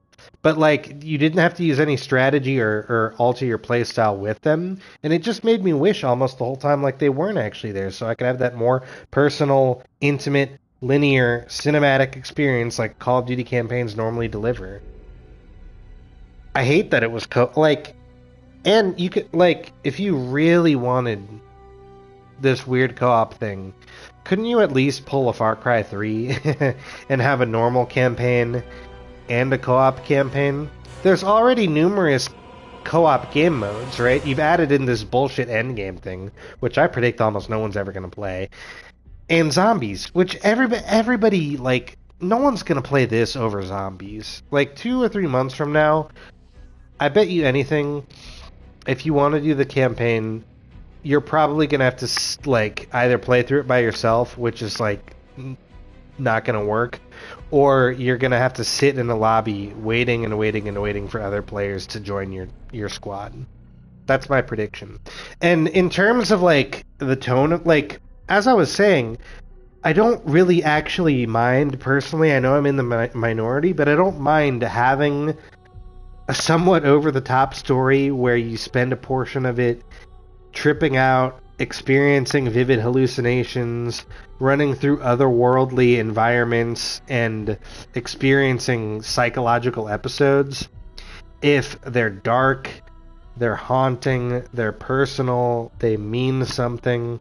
Like I was saying, they were done very well in Black Ops 6, where you had to go into the mind of one of the characters in that game when she was a child. There was a CIA agent, a rogue CIA agent, that broke into her home and killed her parents. And you were trying to find out the identity of that agent by, like, reliving her memories, right? And so you could tell it was very traumatic for her. The deeper you got, the more the past was coming to life. And there was, like, you were seeing things that were kind of twisted representations of things in the real world. Or the other mission, actually, is an even better comparison. There was a mission halfway through the game when you broke into a lab, you got exposed to a toxin, and you started seeing zombies. Both of those sequences were very memorable, and they were really great. Because, like, you got the impression that the character you were playing as was really taken aback by the phenomena they were experiencing when they were seeing vivid hallucinations and stuff. And it was very scary and personal for that character you were playing as, and there was storytelling behind it. It served a purpose, and it was cool because it plays into the paranoia of the Cold War. The whole idea of the Cold War is like, you're doing Black Ops for your country, your opponents in the Cold War, it's Russia or whoever else, they have special ops forces that are causing crises around the world. You don't know if they're behind them, they're the puppet masters pulling the strings or not. You don't know who's who, you don't know who to trust, and there's a lot of paranoia. So the idea of Black Ops, like, being about that thematically rather than being about being set in any particular time period, it goes hand in hand with psychological themes too, because usually they come in, they're artfully woven into the narrative in some way, like I described with Black Ops 6, but in the other games too, where it's like you don't know quite what's real and what's not. You can't predict when it's going to happen, but normally it comes towards the end of the story in dramatic fashion. This game, it was just like out of nowhere. In like the first 30 minutes of the story, you and your team just breathe in scarecrow gas, and then suddenly there are giant knives falling out of the sky, and red mist creatures running at you and attacking you, and monsters and shit. And it's like, what the hell is this? What? And the idea that you were all experiencing the same hallucinations simultaneously because you have computer chips in your brains that are barely explained is such a threadbare, weak justification for that. It really didn't even make any sense. And then that was like 80% of the whole game. It was just breathing in fear toxin, and then your characters would go and hold their heads, and then like bam, you're in a dream world fighting random creatures and robots and enemy enforcers and minions all at the same time. And it's just like, why? I'll tell you why. It's just because it allowed interesting gameplay opportunities, like platforming over floating rubble or fighting giant creatures and stuff as boss enemies. It allowed for gameplay opportunities, and it allowed for sequences and levels where it played off your nostalgia and you revisited things from the past, right? You Woods and Alex Mason were able to show up in hallucination form, and you could revisit like the same environments that where levels in Black Ops 1 and 2 took place. That was the only reason for any of the hallucinogenic shit at all to happen in this game. Like, if you're gonna go another 10 years in the future, tell something of a geopolitical story. Like, if you're gonna have this technology where everybody has computer chips in their minds, like, explore that idea in depth. Talk about the ramifications of that, the pros and the cons, the cause and the benefit. Is it a good idea for the entire military to be equipped with these things? What if they're over-relying on them? If you're gonna do hallucination stuff, then have it be like smart hallucination stuff, not cartoonish, just like nonsense like this was. So the story was just bad. Like, the story was so shallow, it was so threadbare, it was so full of just MacGuffins you were just chasing after just because. And honestly, it's not even worth like the brain power it takes to like follow from one plot point to the next and like try to like pay attention to what's going on. If you just kind of like zone out and you're just like, whatever, we're fighting the guild and we're hallucinating, then you get almost just as much out of the story, because that's like how weak the story was. This was one of the worst stories in the Call of Duty series. It's probably the worst. I mean, it's definitely the worst Black Ops, and it's one of the worst campaigns for all of the reasons I just described. Like, it was short, it was repetitive, there were sections that were very repetitive, and it just wasn't fun fighting those bullet sponge enemies. In every level, the enemies just took so much damage, especially in that one level when you were in, like, Vorkuta, or what was supposed to be Vorkuta, and you were, like, chasing evil Alex Mason, and there were zombies chasing you. Everyone took like 50 to 30 shots to the head just to die. And you had giant like hordes of creatures just spamming at you, like respawning and running at you and running at you.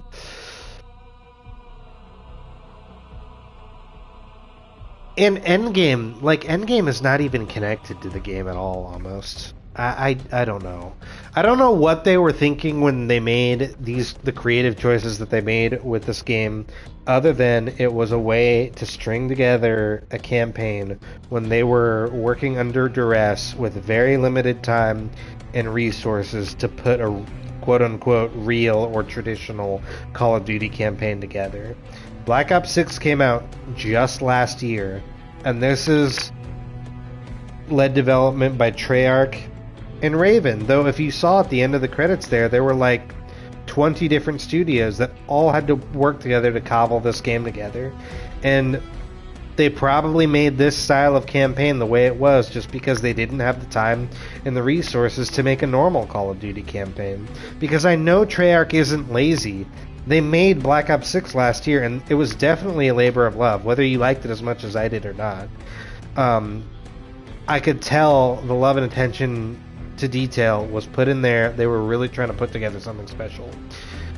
It was way longer than this. It was way more polished, and it was much more memorable. I would love to go back and play Black Ops 6 again. I don't know that I'll ever want to replay this campaign again, other than like if I have a friend who hasn't played it before and maybe they really want to do it.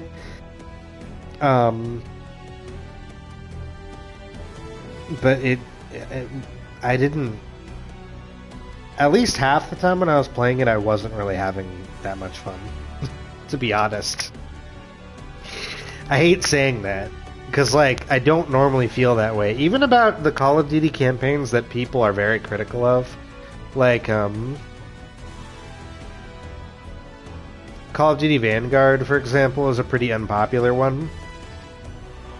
Some had a weak story too, but like a lot of the levels were distinct and fun and different from one another, and they had some good set pieces. It wasn't just 4 people in a reused Warzone environment with tons of bullet sponge enemies like spawning in, rushing from one objective to the next, while characters frantically shouted at one another dialogue explaining what the next objective was. That was what most of this experience was just that. And tripping balls too while it's happening, because Red Mist shows up and then suddenly you're just seeing random crazy shit just because. Yeah, there was a lot of missed potential, because if they had made this kind of a follow-up to Black Ops 2 in the way that Black Ops 6 was very much a follow-up to Black Ops 1, I feel like they could have come out with something a lot better.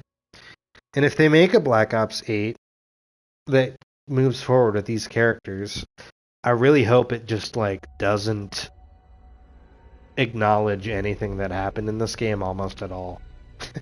I really hope that's the case.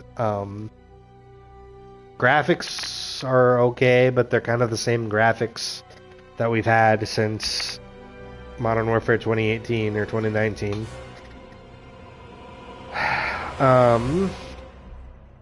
What can I say that was good? The voice acting is good. Michael Rooker is great. The guy that plays David Mason, I think, is great too, actually. Though I hated whoever they got to play Alex Mason. Some of the voice acting was good. There weren't long loading times. There weren't a lot of glitches. You know, I feel like if you just want to play something with your friends or with other people cooperatively that's not that complicated, where you can just spawn in and just kind of mindlessly run around shooting stuff, the campaign is weird enough, and the shooting mechanics in every Call of Duty game are so fluid and smooth that if you just want to spawn in, barely pay attention to the story, and play something with your friend in a campaign where you can just kind of mindlessly run around shooting things, then maybe you'll kind of have fun with it. But it's about 6 hours, right? I feel like even then, by hour 4, you're kind of already done with it. And there are so many other games that are better that you could play through the campaign co-op with. Hell, Gears of War Reloaded came out just this year. And that's really just a remaster of a really old game. But you could play through that campaign co-op, and it's a lot better than this, despite being so old. They updated the graphics, and it's fun. And it's funny because Gears of War is a series where a lot of people make fun of the story sometimes and say that its characters are over the top, but not at all compared to this. I like the story. Some of the Halo games are another. If you want to get Black Ops 7, just play Zombies instead. You know, if you want to do something co-op, just play Zombies instead. Or just get Black Ops 3. Get Black Ops 3, download Chronicles, and just play those maps. But yeah, those are my thoughts on the campaign. It was really disappointing. Because I went into it not knowing anything about it, and not knowing it was going to be this style of campaign. The only thing that gave me pause was Modern Warfare 3. Modern Warfare 3 came out 1 year after Modern Warfare 2, and it had a campaign where they obviously cut a lot of corners in order to put out the game on time.